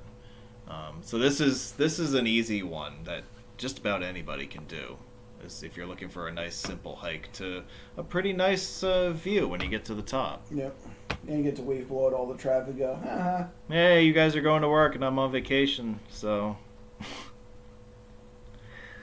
Anyway, so we have these other bridges of the Colorado River that we should make you aware of before we leave you this evening. We've already dealt with the Pennybacker, so we'll deal with the other four here real quick. In central Austin itself, we have a few, starting with the Lamar Boulevard Bridge. The Lamar Boulevard Bridge crosses the Lady Bird Lake of the Colorado River. It was opened in 1942. It was not named after a bridge engineer, to my understanding. But it is, basically it was, there we go. No, there we go. It's a beautiful reinforced concrete arch design. And they sure don't, they used to build a lot of bridges like this in the 1930s and 40s, but you don't see this kind of architecture / engineering anymore, that's for it's sure. actually on the National Register of Historic Places as of 1994. So it's historic. Yeah, and you can see why. I mean, in this part of Texas, there aren't that many structures that are like this. We'll talk about another one that's very similar in design in just a moment. There's also a pedestrian-only bridge, the Pfluger Pedestrian Bridge, which offers great views of both the downtown Austin skyline off to the northeast relative to where this bridge is located, and also the pictures I took of the Lamar Boulevard Bridge on the previous slide were taken from this pedestrian Pfluger bridge. Bridge was opened in 2001. And the reason that it was built is because the Lamar Boulevard Bridge that we just looked at was built without sidewalks or shoulders, and by the 90s had become a notorious site for cyclist and pedestrian collisions. And the state wanted to widen that, the city wanted to widen that bridge to add cantilevered sidewalks off the sides of it. But it had already been added to the National Register at that point. So they couldn't do So anything. it was considered historic, and they couldn't alter it that much. So that's why they just built another bridge, because this is only 200 feet east. Yeah. Yeah, the picture in the lower right was taken from the Lamar Boulevard Bridge, and I took my life into my hands to get this picture. Apparently. Yeah, so there's the bridge rail, and there's a little bit of a curb, and then there's the roadway. So you don't exactly feel safe trying to cross that bridge on foot. But you'll risk your life for that beautiful picture. It's not bad, I feel like it was worth it, Even if I didn't come out the other side, my family would have been like, but at least he got a good picture Dan, of it. we appreciate your sacrifice. My pleasure. I think one of the more plain-looking bridges in Austin, if I may say so, is the First Street Bridge. That's the next bridge to the east, or quote-unquote downriver, as we get into really the the central core of Austin. And that's all that can be said about that. That's pretty much all I got on that one. But we want to talk about the Congress Avenue Bridge for a couple of different reasons. This is a very special bridge in the United States because of its natural inhabitants. And I believe one of the few bridges where a hockey team got its name from it. And this is a former minor league hockey team in Austin called the Ice Bats around during the 1990s and into the 2000s. But they were named after the bat colony that was underneath the Congress Avenue Bridge, which actually is officially known as the Ann W. Richards Bridge. Ann Richards was a former governor of Texas, and she was kind of like the Meemaw governor. I think just remind you of someone's Meemaw. It was built in 1910 originally. I need my magnifying glass. But crosses the Lady Bird Lake. And one thing is the bridge currently serves as the habitat for the world's largest urban bat colony. This particular colony is a paternity colony, which means it provides a resting place or roosting place for pregnant female bats during the spring season. And the females then raise their pups. I guess the like kid bats, like child, but like young bats are known as pups. They are. It's actually something I learned today. I learned. Yes, we've learned all about bats and habitats and stuff like that today. So basically the females then raise their pups in this location for the midsummer to fall. Male bats are not present under the bridge until the pups are born. But basically this is actually the third bridge at this location. So in 1869 or 1871, the first bridge across the Colorado River at this location was built. It was a pontoon toll bridge. And then in 1875, a new wooden toll bridge was constructed across the river. The bridges at that time cost $80,000. Thank you, and then in 1884, a iron bridge, basically a privately funded iron bridge, was built at this location. And basically in 1900, the traffic across the bridge had increased to the point where they needed a new bridge. So they decided to build a concrete arch bridge, which basically resulted in the Congress Avenue Bridge being built. So you left out why the 1884 iron bridge was built. The previous 1875 wooden bridge apparently wasn't the most robust, and a herd of cattle crossing it caused it to collapse. Ooh. Ouch. Ouch. Yeah. That caused a brisket shortage that year. Apparently, only a few cattle were actually rescued because the bridge was 50 feet above the water. And they were delicious. Oh, well. Then there was a free buffet at Golden Corral the next night. Yes, that 1880s Golden Corral. And they've actually rehabilitated the Congress Street Bridge since then.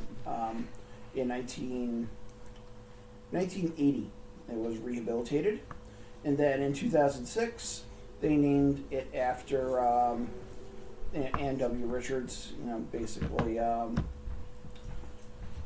for that. So that is something where... It was shortly after she died. Yeah. Yeah, I gotta imagine that, like, if they were to do a similar rehab on this bridge today, like, that would be a pain in the you-know-where from an environmental standpoint and getting the clearances because of the habitat and all that. Like, I wonder how they would even do that. I mean, Or if clearly they it's could. possible to do it without disturbing the bats too much because they did it in 1980. But Yeah. it's like, you gotta wonder how. Like, you can only work on it certain months of the year. Honestly, that's- that might be it. I mean, Yeah. even just in general for construction, like I know up in New Hampshire, we're actually limited. There's like a couple months out of the year that we can't cut down trees. Oh, we have the same deal around here. I think it's Yeah, northern long-eared bats. Yeah. something like that. Something like that. But I know there's like certain like trails I've hiked, like in Vermont, for instance, where they close the trail for like 6 months out of the year because that's where peregrine falcons nest. Oh. Mm-hmm. It goes up to the cliffs of Mount Hard, Not hard. which was a very hard hike up that mountain, but it was a great view. Isn't that kind of wordplay my job tonight? No, we're taking turns. All right, so that's the story of the Bat Bridge. And that is the story of Austin. I would just like to say that. Remember we was on a bridge? What's that? Remember we were on a bridge that day? We went to that city? Well, I don't think you've been to this city before, but you might get here someday. You know, in 20 years. Well, Sam was there. Yeah, But well, he was at you the could live grid there. ground. in He 20. was in the grid ground and I was there too. Oh, okay. Well, in 20 years, when you're running this YouTube channel, you can go That's film the right. completed I-35 for me. What do you say? That's optimistic. Good. That's why you can't see me. Oh, okay. Because we... Well, yes, any Don't questions worry. for the peanut gallery? We'll take your questions, but I want to thank everybody who has been a part of today. It's been a long-ass day. For us, we've been live streaming for about the last 10 hours or And so. I've been cooking since yesterday. Yes, you did, and you brought a lot of food, and we did not go hungry today, and I appreciate Right, your that's efforts perfect. to... Well, I made corned beef and cabbage because, well, St. Patty's Day weekend. And I made meatballs. Laura couldn't bring wings up, so I stopped at the store and made wings as well. Yeah. And they were very tender wings. You They should were have they some. were they were pretty good, yeah. Yeah. Probably have a few before I head home. Yeah. But we also want to give a shout out to Rob, who was here earlier and helped out. He kept us company, helped keep Rainey entertained, and took the picture on this slide. Yep. And right. hey, it's a Duolingo owl. There he is. Was trying to make sure we all did our German lessons or something. But speaking of Rob, after this presentation, if you want to hear him call sports, because he calls a lot of different games, you can go online to Rob Casting Radio. Hey, Yeah, because he's got a hockey game he's doing Yeah, the tonight. Hudson Valley Vipers. spooky. Dude, that's spooky. Yeah, so yeah. A spooky ghost.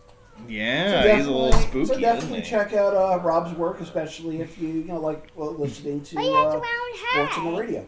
He does look like a ghost, doesn't he? I can't see his face.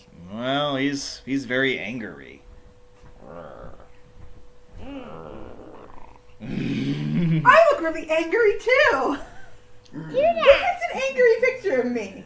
Angry, hey, Mr. Angry. Oh, so- yay! Smiley picture. So yes, shout out to Rob and shout out to Doug and Laura and Rainey and Connor and all you guys who were watching our members only live stream earlier, where we actually put together this PowerPoint all throughout the day today. We started from scratch, and by 6 o'clock local time, we arrived at a complete PowerPoint, which we just literally ran through. So Yeah. this was a fun little project to try out, and I'd say it went all right. Not too Yeah. bad. It ended up okay. It was And very very tasty day too. you know what? I can't complain with the food either. That was Yeah. pretty good. Thank you, Doug. Everything was delicious. Yes, I even came through with wings for you. Yes, thank you. Doug. Yes. Do we want to do votes for MVP of season 5? Ooh. My vote's for Scott. You know what? I have He to was say, on a lot of episodes. He was. Wisconsin came through, especially in the second half of the season when there Yeah. weren't any other volunteers. So Or I'm like, okay, I should probably volunteer for things. But he did a lot of the Texas stuff. We did together. Sometimes he was just doing it on his own. as we watched this video of I-35 through Austin before the construction on the Capitol Express begins, yeah, I would single out Wisconsin for a job well done. I would single out Doug for a job well done. and I would single out Laura for a job well Aww. done. Even though this is your first appearance in a couple of months, right? I think the yeah. last time you were here was mid-January or something Yeah. like that. Yeah. We got Gribble Nation's Adam in for an episode on Memphis. Yes, we got Adam we to can- grace us with his presence for a couple Yes. hours. So where he talked about walking through Memphis. Don't put on his blue suede shoes. Well, I think there were a couple of those references too. Yeah. Yeah. I know I was here for I-70. What are you doing? Going through Colorado, which is one of the best freeway drives in the country. I always thought basically the best way to do that was to couple that with like I-70 through Utah, and have that would have been like a great end of the season thing, just like 5 hours of. Yeah, like a super long virtual tour that's like 8 hours long or something like that. I do feel like That's- there'd be some portions of that you want to let's just skip ahead a little bit here. Well, I mean, the portion I'd say. Because the San Rafael swell is spectacular. Yeah, and so is going then- through Glenwood Canyon. There's parts Yeah. that say west. The part between Glenwood Canyon and Grand Junction is great too. Yeah, I was Not thinking the same. I was like- thinking more like once you get past 191 in Utah, then I'm just like, okay, can we just get to Grand Junction already? Yeah, because that part's nice. Yeah, but parts of it that's between right. like Green River and Grand Junction do drag a little bit. Yeah. but- Although, if you get the chance, if you haven't done this yet, and Connor, you may have done this. I did this years ago, taking 128 along the Colorado River from Moab. I actually have not gotten to do that because as much as I love Moab, I've only actually been there once. I stayed there for a couple days and loved it, Yeah. but I only went there once and I Yeah, we came took in and out of a 91. cross-country trip growing up one year, and my parents were like, okay, this is the It's river the big city, Rainey. taking, but I actually suggested, we take 128, and even to this day, my mom's like, oh, that was a great drive. I'm glad you suggested that, even though it was like 14 at the time, I had no idea what I was going to say. I mean, the internet existed, but I think that was even before MTR was a thing. Yeah, I loved all those just like canyon roads in general around Moab. Yeah. Yeah. That area. So the Colorado Plateau is my favorite area in the country, hands down. It is my favorite. Yeah. I cannot get enough of it. I made it a point to go back there in January because I can't get enough of it. Yeah. And have to say, being there in January, a little bit of dusting of snow on things, that's cool. It's like seeing icing on a cake. Yeah, yeah. I went going through Monument Valley with snow on the top of the buttes. Yeah. That was just wasn't expecting that. For me, I keep it going back to Oregon for basically family reasons. But I would say the Colorado Plateau area ranks among the best parts of the country that I've seen as well, and I've been all over. So maybe not. I mean, I could see more of the deep south, but or Texas, I haven't really seen much of. But really, the West, the Great Lakes area, the rural Northeast, the mountains are some of my favorite places in the continental U.S. And of course, the Pacific Northwest, It's a nice basically before and after with the other I'd one. say away for from the me, cities. it's the Colorado Plateau, the rainforests of the Pacific Northwest, and mountains of California. Those are my three Oh, favorites. that's great too. Yeah. I cannot get enough of mountain roads in California. Yeah, it's hard to turn down something like that. Yeah. When I was in Palm Springs in February, I made it a point one day to do just a little 2-hour driving loop, just from Palm Springs up 74 and back down. I think it was 371, and you climb about 7,500 feet into the mountains, and so on the desert floor it's 75 degrees and sunny and beautiful, but then it's still snowy and icy up in the mountains. And it's just going from palm trees to snow-covered pine trees and back in the span of 2 hours. Yeah. Is just surreal. And the roads are just Isn't that such cool? fun to drive. Yeah. See the big I bridges? find that with California, that's great. Yeah. Great driving in California. It's my favorite driving state. Yeah. Virginia is actually surprisingly, I think, number 2. Virginia is a great state to drive in. That is Yeah, Virginia's in the a- East, yeah. one of my favorites. Virginia is incredibly I diverse. Yeah. love Virginia. Yeah. It's just such a shame that I didn't appreciate it when I lived there. You also lived in the flat part of Virginia. I lived in the. You lived in the Illinois part. I'm not of going to say Virginia. the word I was going to use to describe it because of the present company. Yes, this is a family program after all. Yeah. That's right. I did want to mention that Yummy, I yummy, don't think this came up in our yummy. introduction of Austin, but yes, Lady Bird Lake is named for the first lady of President Lyndon B. Johnson, who served in the 1960s. LBJ's presidential library is located in Austin, for those of you interested in presidential history. Oh, there's an In-N-Out. And there's an In-N-Out, yeah. In-N-Out has invaded Texas. They're in Have Tennessee. let me see what. Wait. presidential- There's an In-N-Out in Tennessee now? Yeah, they're in Nashville now. Yeah, they're Nashville? Just, Yeah. They're just opening. Because they had Oh to my come to. God. They had to follow the hipsters. Oh, boy. Yeah. So So there's going to be an In-N-Out in Bel Air in like 9 years, probably. All right. Sign me up. Yeah, Oh, so presidential libraries, I have not been to the LBJ presidential library, but I have been to the FDR presidential library and the Calvin Coolidge presidential library, which Where's- is a room in an actual library. Where's that one? Northampton, Mass. Okay. In the Forbes Memorial Library. Make sure you bring change with you because the city, it's a city parking lot, and they actually have meter maids on Saturdays. Oh, really? Unfortunately, I got change in time. Okay. Yes, honey. I'm trying to think of how many libraries I've been Also, to. I've been to, Eisenhower, I've been to the grounds of the library, but it was closed because of COVID. Oh, okay. Martin Van Buren, I don't think has a presidential library, but I've been to his house. He had one of the first flush Yeah, toilets. I've been to the house. He's yeah. had one of the first flush toilets in upstate New York. Is that right? Yeah.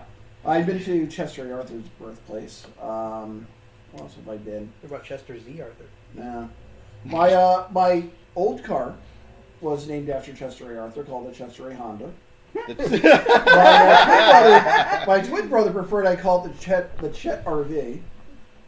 But my current car I named Silent Cal after Calvin Coolidge because Silent Cal is kind of boring, and white is a boring color for a car. Yep.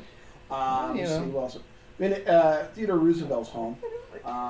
Oh, yeah, in Oyster Bay, right? Yeah, well, we did that for field trips when I was in school back in Long Island. Okay. Let's see where else have I been. I've been to a lot of presidential homes, but not many presidential libraries. Hmm. Probably. Stub.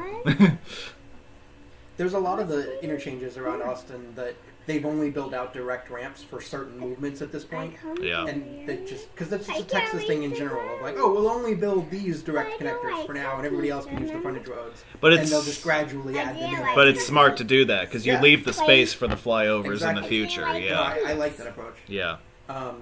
So one thing that we didn't mention at all in Austin, but is one of my favorite like fun things about the city, infrastructure-wise but not road-wise, is have any of you ever heard of moon towers or moonlight towers? I've heard of them. I don't know what they are though. So they were a thing in a couple of different cities.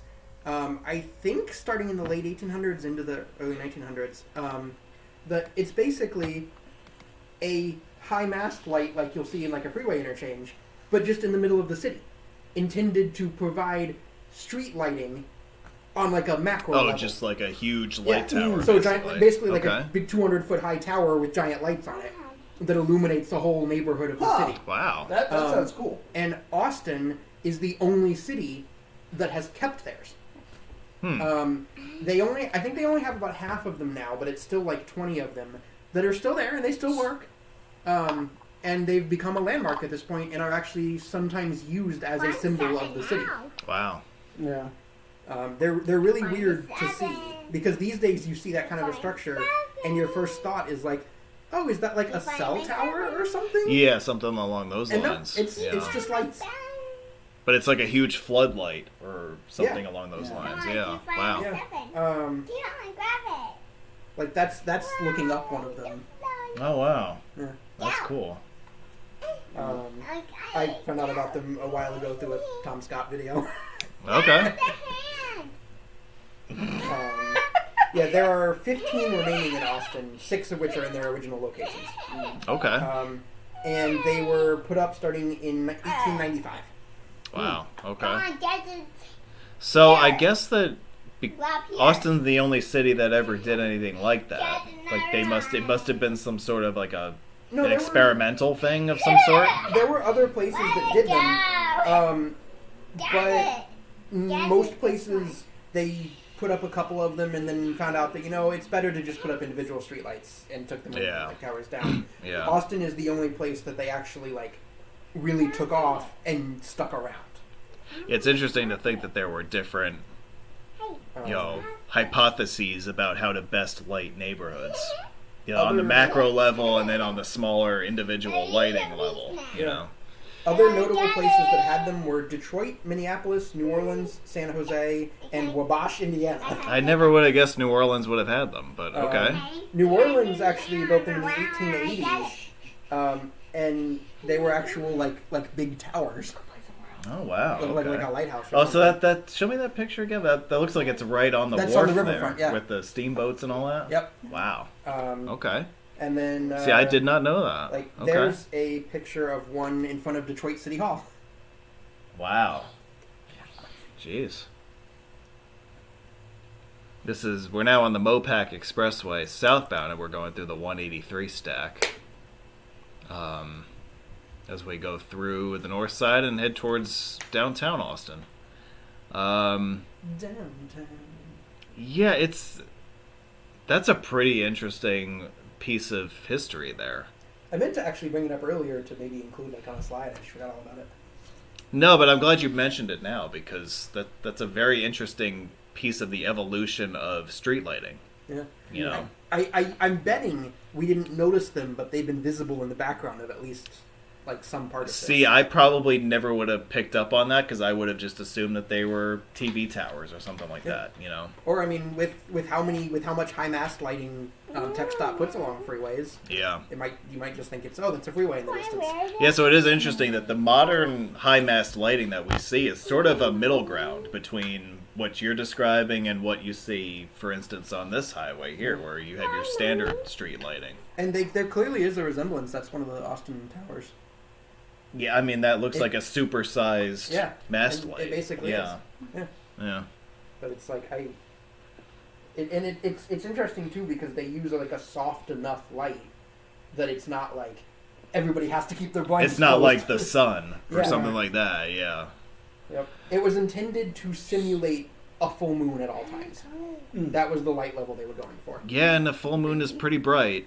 That's why they called them moon towers or moonlight towers. Okay. Cool. The more you know. Definitely eating a salad tomorrow. Those wings were good, though, weren't they? Yeah. So it's corned beef and cabbage. The corned beef was And a phenomenal. meatball. Oh my gosh, the corned beef was... I mean, everything was incredible, but the corned beef especially. Best corned beef I've ever had. Mm-hmm. Wow, you're going there, huh? I am going there. All right. I just cook it for I cooked it, last night, overnight for 10 hours. Well, I think the I next... I put the crock pot in a thermal bag for my trip down.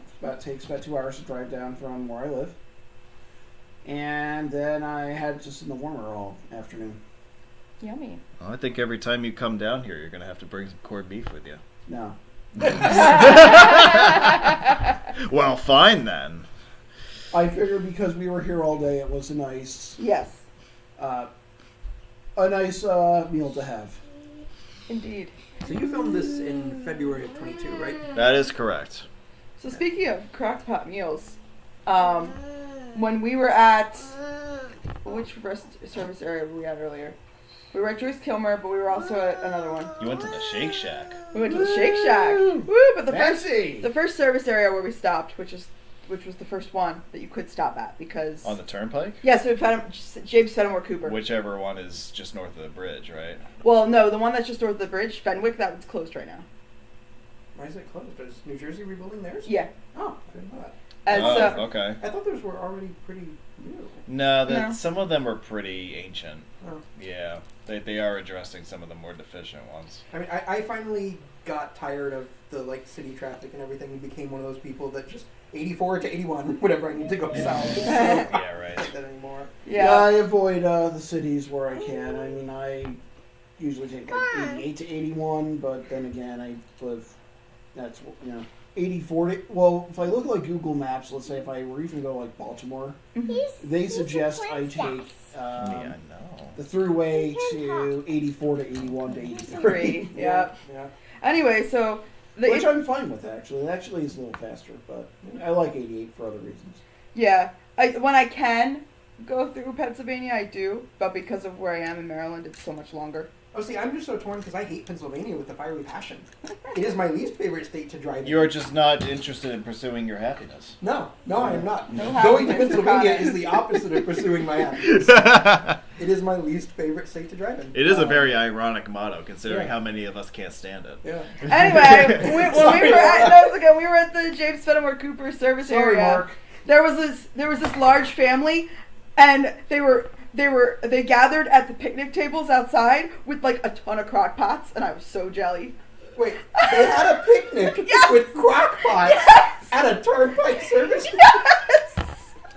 If you had that on your bingo card today, you win. I was like, I want whatever Nobody's they ever had that on their bingo card. Oh, that's what we should do for the next road meet. Everyone bring crock pots. Hey, we each got crock pots. We could do it. Just don't do that anywhere near Boston. That might be too close to pressure cookers. Yeah, I know. I had to go there. Oh boy. Too soon. Yeah, that would be good. That would be a different change, like a potluck lunch. Yeah. I mean, we were talking earlier today about the idea of like road meets that are kind of just like find your own food and we'll meet. Well, And I did that really kind like of that. during the pandemic. There was a few meets where basically everyone's like, well, lunch is basically pick up your own lunch, Bring your own lunch. and yeah. we meet at like a park and have a picnic. Isn't that what Albert did with his 2020 get Yeah, together? I did that for Mars County. Yeah. Mark Sinsabad did that for Utica that summer as Yes. well. Oh, all We right. did that for Utica. I had chicken nuggies for lunch. There was a Well, you can't go wrong with that. I forget Oh, which. no. Yeah, I forget which one of the David Gold meets as well, because I remember eating an entire pizza at that meet. That's a good memory. Well, hey. It was a medium, like a small medium pizza, but still. Oh, I It was gonna say, individual like, pizza. Yes, But- not like an extra large pizza. Brooklyn style. I was just really hungry that day. So as we cross the Colorado River, the express lane ends on the left, and this entire roadway is now a freeway as we enter South Austin. And the moment those pylons end, everybody just... Yep. Yeah. It does. It does always amuse me whenever an express lane is divided simply by like plastic poles like that. Yeah. Because it's just like Mommy. See, it's not difficult to drive over them the if one there's permanent traffic. HOV lane we used to have in Boston, on 93 north of the city, the last I know time, which one you're talking about. the last time they repaved it, they took out the flex posts. And now it's just the quadruple white line. And consequently, ever since they did that, it is now just a regular old lane that everybody just in and out of it will. But people very rarely... Yeah, I know what you're talking about now. Oh, They Although- very rarely Yeah. hit the posts, but now that the posts aren't there, it's a free for all. Well, you know what's Yeah. funny? Well, before the I-66 expansion, west of DC, they had their lanes were just painted with no dividers, but the HOV police were like out in full force, and you could not mess around if it was during rush hour, and you thought you could jump over in that lane. No. No. The local officials gave him the old Dikembe Mutombo treatment. No. You know who I'm talking about? No. So this was like a basketball player who was like, what was he, like 7'3", 7'4", or something like that. I don't actually know. And like his trademark move was to block shots. That's like what he was great at. I mean, if you're that tall. Yeah. Yeah. So like he would block a shot, and then his trademark taunt afterward would be like he would just wag his finger like this, like no. See, I was going for like Jurassic Park. No, I don't know about the Jurassic Park reference, but no, I was thinking of NBA basketball when I thought of that. But yeah, Virginia is a state you don't want to mess around with out-of-state plates. Virginia's, but I thought Virginia was for lovers. Well, yes. Their state seal certainly is. Wow. They love when you go 12 over because they'll pull you over and give you a ticket. Yeah, right. I've gotten way too many of those 12 over tickets in my lifetime. Meanwhile, I'm just sitting here remembering Yes, on Wednesday on my way to work, and I passed a New Hampshire state trooper sitting in a median crossover, and I was going 19 over. Oh yeah. Didn't bat an eye. They did not care. I have never gotten a ticket in the state of Maryland. The worst I've ever been pulled over, I think I was going 82 in a 65, and the officer just kind of was like, "Go slower next time," and left. Yeah, the one and only speeding ticket I've ever gotten in my life was in Virginia when I was 16. I was on my way to school in the morning, and I was going, I can't remember the exact speed. I think it was like 7 over or something. I was going like 42 or 43 on a 35. Yeah, but if you're in one of those dopey ass independent cities. Yep. Yeah, this was Hampton. Yep. All right. Well. That was where I lived. Yep. And yeah, I got a ticket. Yep. And I actually the DMV threatened to revoke my license and everything, and I had to attend driver education courses and. Oh yeah. Damn. My first ticket in the Commonwealth of Virginia, I was going 75 and a 55. Nice. Which is 20 over. Reckless driving. Felony. But because it was my first ever ticket, Yep. the officer decided to let me off and did not check the reckless driving box. Wow. But So you did not have a night in the clink in store for you. I did not. But instead, I had to do 30 hours of community service, Oh. 12 months of probation, and had to go to a DIP class, which is Driver Improvement Program class. Which city was this? That was in Bedford County, Bedford County is where? I'm stupid. west of Lynchburg. Oh, out that way. Okay. So despite being Virginia Probably one up of on, what, the 460? best, Yep. Yeah. so despite Virginia being one of the best states to drive in, if you get pulled over, it's probably the worst state to be in for driving. Oh yeah, because the number of, so it's funny, right? Because like I said, I had that 120 over ticket, but like all the rest of my tickets I got in Virginia were all like 72 and a 60, 73 and a 60, Yeah, right. 67 and a 55. Like The only other time I've gotten pulled over in my life was also still in Virginia by a state trooper on the HRBT. Oh. And this was a trooper in an unmarked puke green rusty Dodge Intrepid. Ew. I must have been a car they like impounded or something. But it was we were going down into the tunnel, and the car in front of me slammed on their brakes because nice. that's what you do going into the tunnel is you slam on your brakes. Yeah. And I saw them slam on their brakes Like and a road swerved. trip, except it's not. And then the Dodge Intrepid behind me also swerved and stayed right on my bumper the whole way through the tunnel. And as soon as we came out of the tunnel, lights on. Yep. And pulled me over and was like, "You know it's illegal to change lanes in the tunnel." And I was thinking to myself, we weren't in the tunnel, we were on the ramp down to the tunnel. But I didn't say that. I just said yes. I know. And he's like, "Then why did you?" And I'm like, "Oh, the car in front of me slammed on their brakes, and I determined that the safer course of action at the time was to swerve into the empty lane rather than slamming my brakes, given how close you were behind me."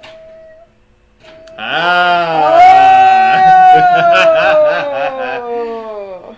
And he started saying, "I didn't see anybody in front of you brake." And I said, "You're in a Dodge Intrepid, which is very low to the ground, and I'm in an SUV. You probably just couldn't see them through me."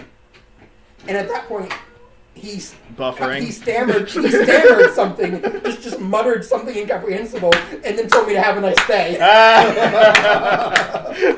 He's like, Well done. Oh, man. I remember we were talking about Justin Fields earlier with Rob when he was here. Yes. He was traded to the Steelers for a conditional 4th round pick. There you go. All right. Ew, the Allegheny County team. Yeah, we had a feeling he was going to go somewhere. Which means that the Chicago Bears are now owned by Caleb Williams' father.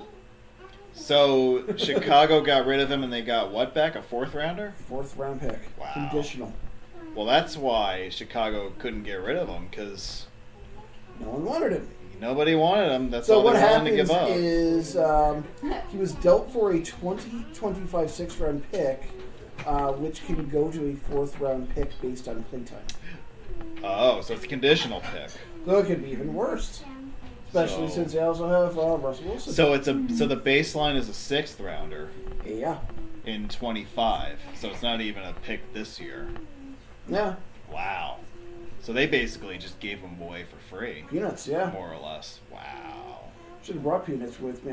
That would have been a better value for Justin Fields. Yeah, well, yeah, offer them up for a bag of balls at that rate. I mean, jeez.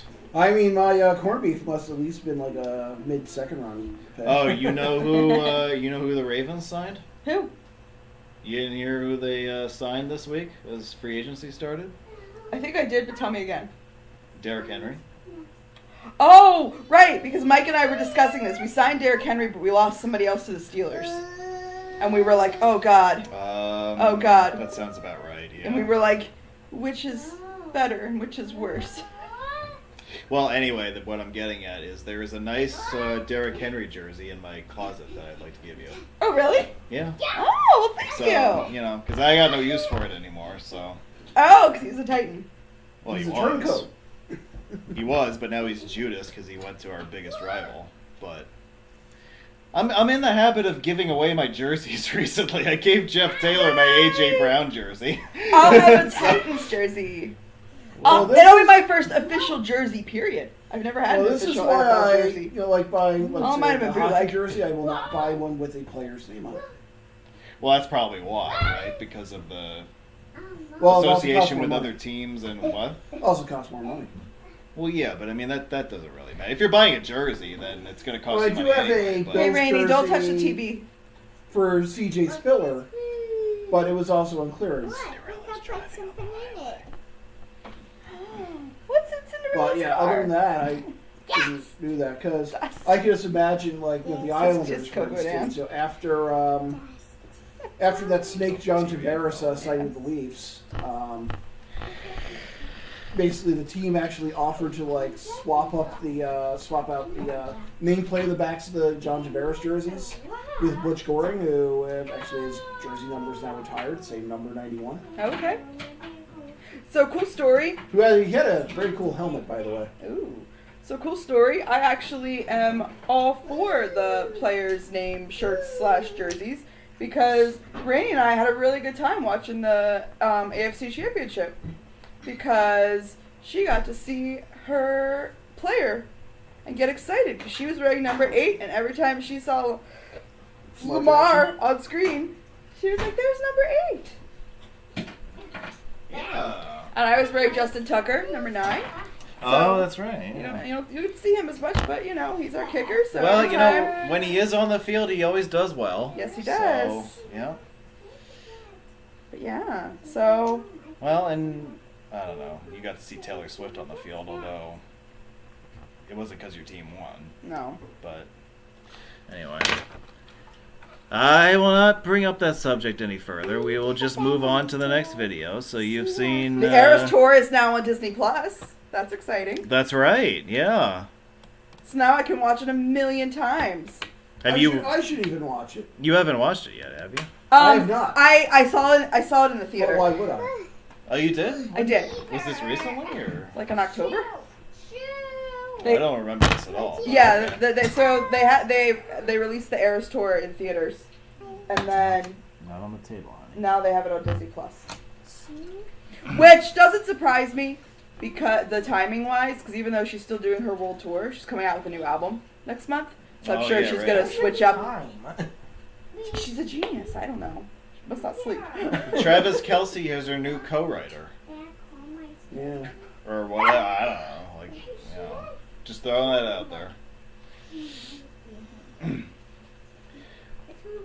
See, I think that if you watch a Roadway Wiz video, it counts as a clinch because you get the real-time experience of driving this road and you get to see all the scenery and all that. So you know what? If you dopes don't want to pay the toll to drive the 183, we already went through one gantry and there's a few more of these still to come. Sorry, the 183? The 183. Yes, the 183. Be Yeah. a freeloader and experience this yourself by watching Roadway Wiz videos. That's right. Because Not on Disney Plus.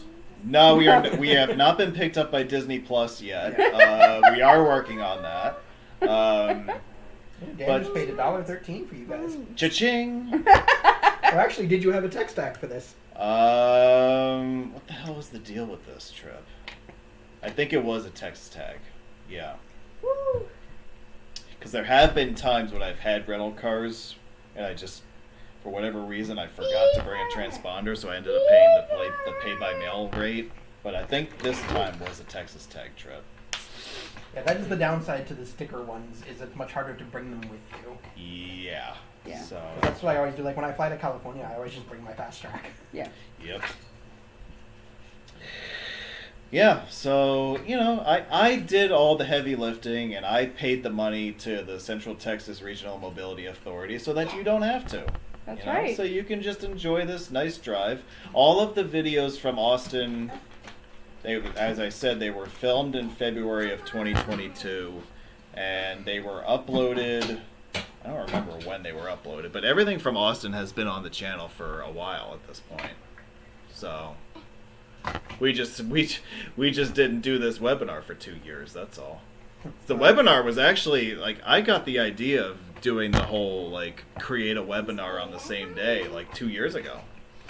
And we just never were able to actually get it together to get enough people together who were interested Come together. until today. Come Yeah. together right now.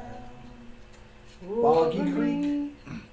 And yeah, so Grab them both just went straight there. Yeah. it was inspired by the Beatles project, which became known as the Get Back Project in January 1969, where everybody had cameras on them for a month and they made an album in the studio on camera. So, ooh, what you got there, huh? It's a video game controller. Yeah. It's a video game. Rainey controller. wants to play NFL Blitz. Oh.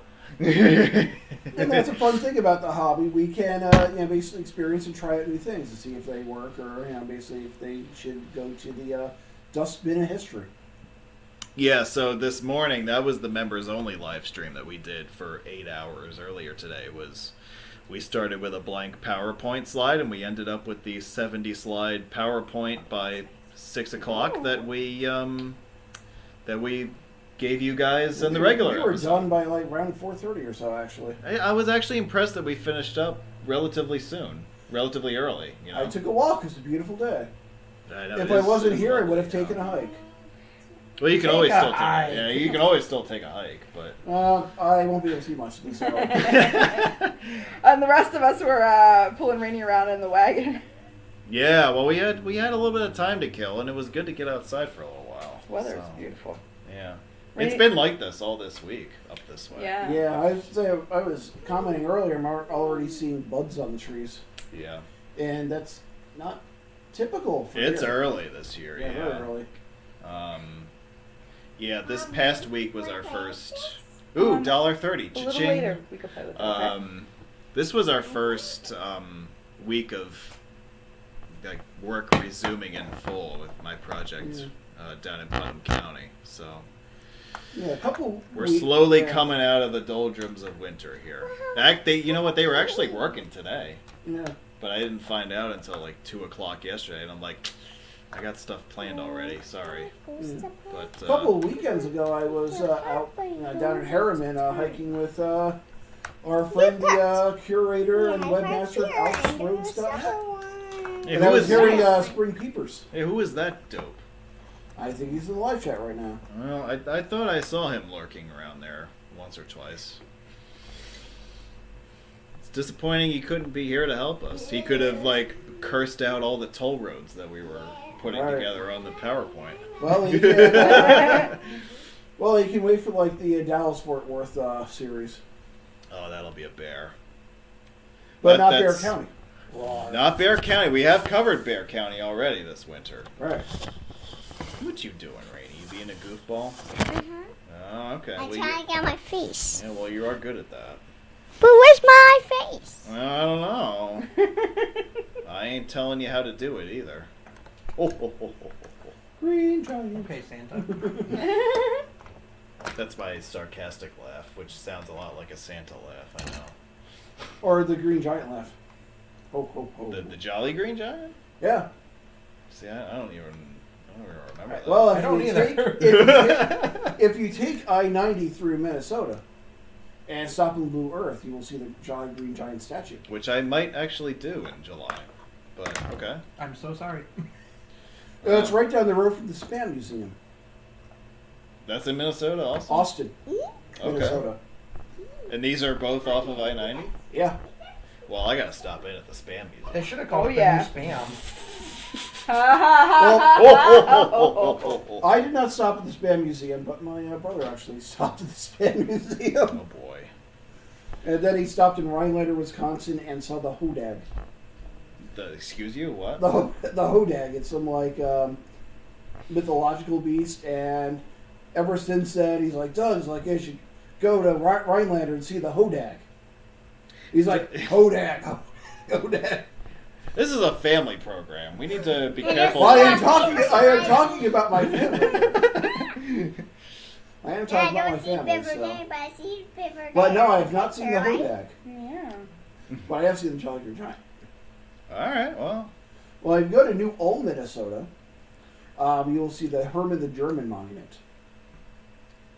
I don't even know what that is. Well, he was some, I think, like, famous, like, soldier from, like, the Middle Ages or something like that. Oh, or maybe okay. earlier. And in New Ulm, Minnesota, they also have a glockenspiel. Not that type of glockenspiel, the other type of glockenspiel. There's more than one type? Not the musical instrument. There's also it's also basically they have like on like a clock tower or something like that, and basically like certain times of the day, the characters of the glockenspiel will come out, play a song, and you get to see like it's all like the story of the town or something like that. And it's pretty big in Germany. They also have one in Mount Angel, Oregon. Oh. They might have one. They might have one in Leavenworth, Washington. Which, if you go there, it's like visiting Bavaria. Right, yeah, the architecture is very Bavarian, right? And I stopped there. I stopped in Leavenworth, Washington, just to have dinner once. When I did my day trip to BC the night before, I stayed at the Bavarian Hampton Inn in Leavenworth. And it looks pretty Bavarian. Yeah. I mean, I stayed in Wenatchee and looked across over the hilltop where I saw wildfire burning. Oh, jeez. And that was after I had to go from like North Cascades and actually have to detour down to US 2 and cross the Stevens Pass because State Route 20 Cha-ching. was actually closed east of Washington Pass because of wildfires. So Yeah, that was in what, 21? yes, it was. Yeah, because I know that you and I were out there at a similar time. Yeah, I think we missed each other by a few days. or Well, something. no, actually, I think he sent me a message like, "Hey, Doug, like I have some time to kill." I'm like, "I'm not a family reunion." I'm like, I'd rather. That's what it was. Yeah. And after a while, I'm like, actually, I think I would have rather have seen Dad. Well, because What's you were in funny- Salem and I was in Portland or something like that. Right, I think you're actually gonna head down to Salem. I would have made the trip for you. Yeah. That's not that far away. It's No. less than an hour. Yeah. And I mean, Salem's interesting in its own right. And basically, if you go online and read about like the highway history in Salem, it's actually got like the story of how like business 99E came to be is actually pretty interesting. That was supposed to be I-305, but basically I-305 didn't.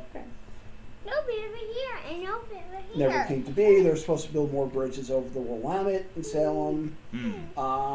As a result, but the funding was still there, so they actually just basically improved 99E and also Highway 22, heading east out of Salem. So It's funny you were saying you couldn't drive 20 through the North Cascades in 2021 because of a wildfire, because I drove it in July of 2021. When in July? July 8th. Well, I was there like a few days. Damn, we were all out that way like around the same I time. didn't realize, but yeah, that was my That was like the early July. That's when I was out there. that was my honeymoon trip. Oh. Oh, okay. Yeah, that morning we did Glacier National Park, and then ended in Seattle. Stayed a couple days in Seattle. Okay, so you started well to the east of where I was. Yeah. Okay. So I took US 2 all the way across. Okay. Yeah. Until Glacier and then Yeah. the North Cascades. Yeah, and then that did a was, couple days in Seattle before angling down southeast through Utah and Colorado. Oh, all right. Yeah, so I was there on like a Tuesday or Wednesday. That would have been like the 13th or the 14th. So you were there literally the week after me. Yeah. Wow. Didn't know that. And I think, in between See those that? few days, basically the wildfires got out of control. See that? We could have had a road meet out there or something. Yeah. Yeah. Oh, What's funny is the 13th and 14th, I was exploring Arizona. Yeah. So I remember you doing that. I'm like, well, I'm going to go up north to Washington State for a few days. Oh yeah, Wednesday the 14th, I drove the Coronado Trail. That was fun. Yeah. Well, I suppose we're going to wrap up in the next 10 minutes or so. But, so if anybody in the live chat has any last minute questions about Austin that they want us to address, feel free to leave those there. Also, this episode was branded as the 20,000 subscriber special. The very first live stream that we ever did as a group. That's all my things. Yeah, you having fun over there, kiddo?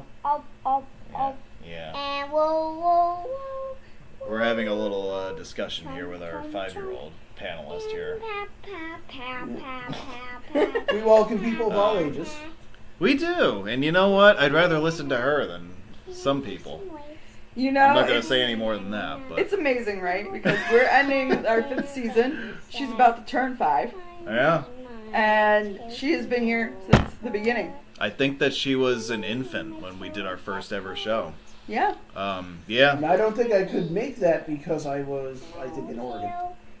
Yeah, so the first episode that we ever did was a live stream on Hawaii. That was it was branded as the 10,000 subscribers episode. And so here we are, about 4.5 years later, at 20,000. And we have managed to do more than 100 live episodes since then. We have covered more than half of the states in the country in the meantime, in the major metro areas in those states.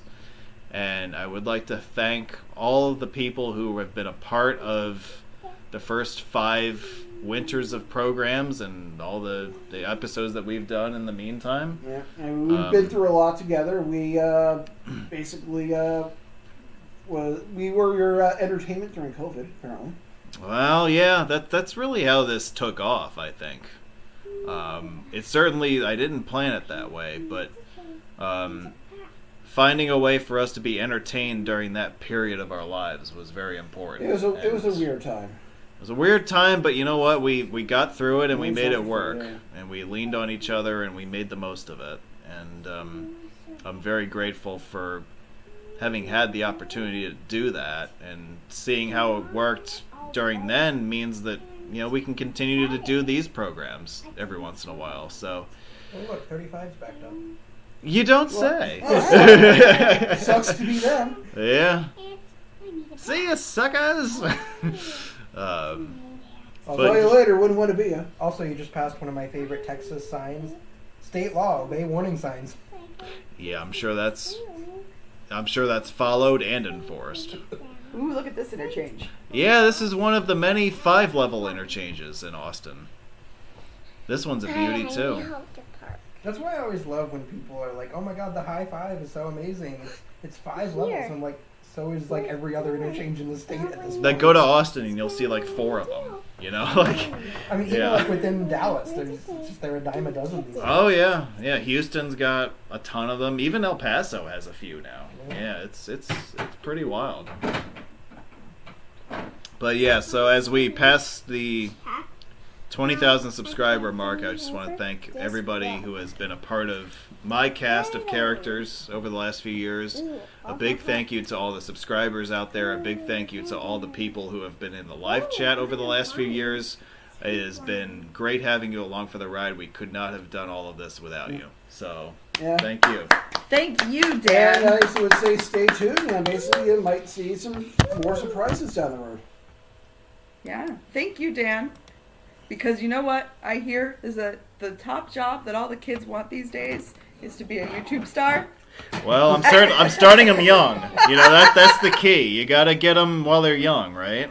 Rainey is already, you know what I mean? Rainey's already been featured on a 20,000 subscriber channel. She's already she's the most famous 5-year-old out there, at least in Rhodes. At least in Rhodes. That's far, yeah.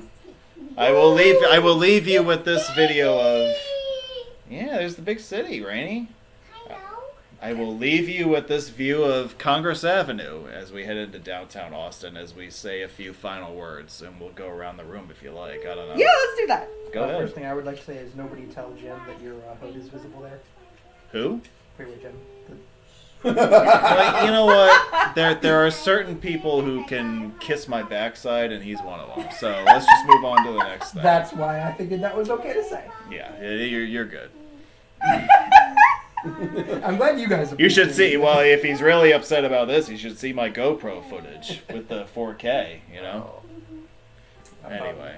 But no, to be serious, this I know I haven't participated that much, but these have been fun to be a part of for all this time, and I'm glad I was able to be here for this milestone. It was so good of you to grace us with your presence I today. know. You know, nice Yeah. of you to make your once annual appearance. Well, it is a 4-hour drive. No, I know. But you're always welcome remotely too. Yeah. We do have the Skype set up and all True, that. true. Yeah. So, Rainey, do you have anything you want to say to the crowd? what do you want to say to your biggest fans out there? Cookie. She's a little camera shy. It's okay though. Cookies! Cookies. I also baked cookies today too. And she definitely had way more than, she snuck a couple extra. Well, So that tells you they were really good. TV. yeah. Well, I would like to say, I'm glad to basically fill in here and there and be part of your Saturday night soundtrack. So I would say on that note, basically, stay tuned for what's to come, and there's still a lot to cover. Whether it's video on Freeways or the million and a half photos that I have to go through for my own work. Yeah. We're always up to something. Whether Podcasts. there's podcasts. There might be something interesting heading with the podcast soon, which that's all I'll say at this point. You're not going to spoil everything, but Right. Well, I already told them how many millions of photos I have. It's kind of like the old McDonald's signs: billions and billions served. That's right. So you can always find us doing something. Like after these webinars, I'll be active on the Gribble Nation Roadcast front and GribbleNation.org. I have more blog articles coming out over the next month and a half or so. A lot more of the series for the bridges of the Mississippi River. Yeah, that series will continue for the next month or so. And not just bridges, there were some ferries too. Yeah, we added handsomely to the ferries inventory. I have some ferries of my own. Have you ever taken the ferry? I think it's through crosses the Susquehanna. What's the name of the ferry? I think it's If it's Susquehanna, I've never done it, but I also might not know about it. Well, it's north of Harrisburg. It's the Millerstown ferry. Sorry, Millersburg ferry.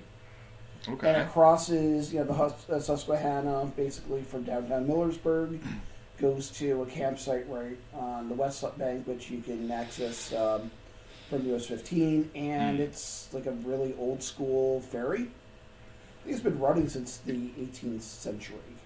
It's the Millersburg ferry. That's one I would recommend doing. Since its ferry at least has been in continuous service since 1817. Okay. That's something I would recommend. It's been a while. If you're in the neighborhood, do that once. I got to write about that. I have some Willamette River ferries I can write about at some point too. Okay. Careful. Yeah. There's always Oregon stuff to fall back on. Absolutely. Yeah. That'd be a great name for a page. And you Is know there where is there not a regional page for Oregon? There's been one for a little while. Tom set it up. But you know where I got that name, Absolutely Oregon, from? Or I think Tom. Now I know what you're talking about. So if you remember, I think about 20 plus years ago, there was a short-lived show on comedy, which is kind of like lampooning the George W. Bush family. It's called That's My Bush. If Al Gore had won that, if Al Gore basically was inaugurated as president from that election, Yeah. the show would have been about Al Gore's family of comedy, and we would have called Absolutely Al. So that's where I got that name from. So absolutely Oregon. It works. Hey, it's not bad. Yeah. Yeah, it works. It's different. It's absolutely Oregon. Yeah. Well, it leaves no doubt as to what it's about. Yeah. So. All right. So you ain't gonna be bored, and then I'm not gonna be bored either. There's still. By the way, tomorrow is when you will start to see. You're bored. Oh. That's not a good sign. I think she's getting sleepy. And also, too, I would basically, agree with that, yeah. spring, summer, and fall travel season's going to start ramping up, too. Yeah.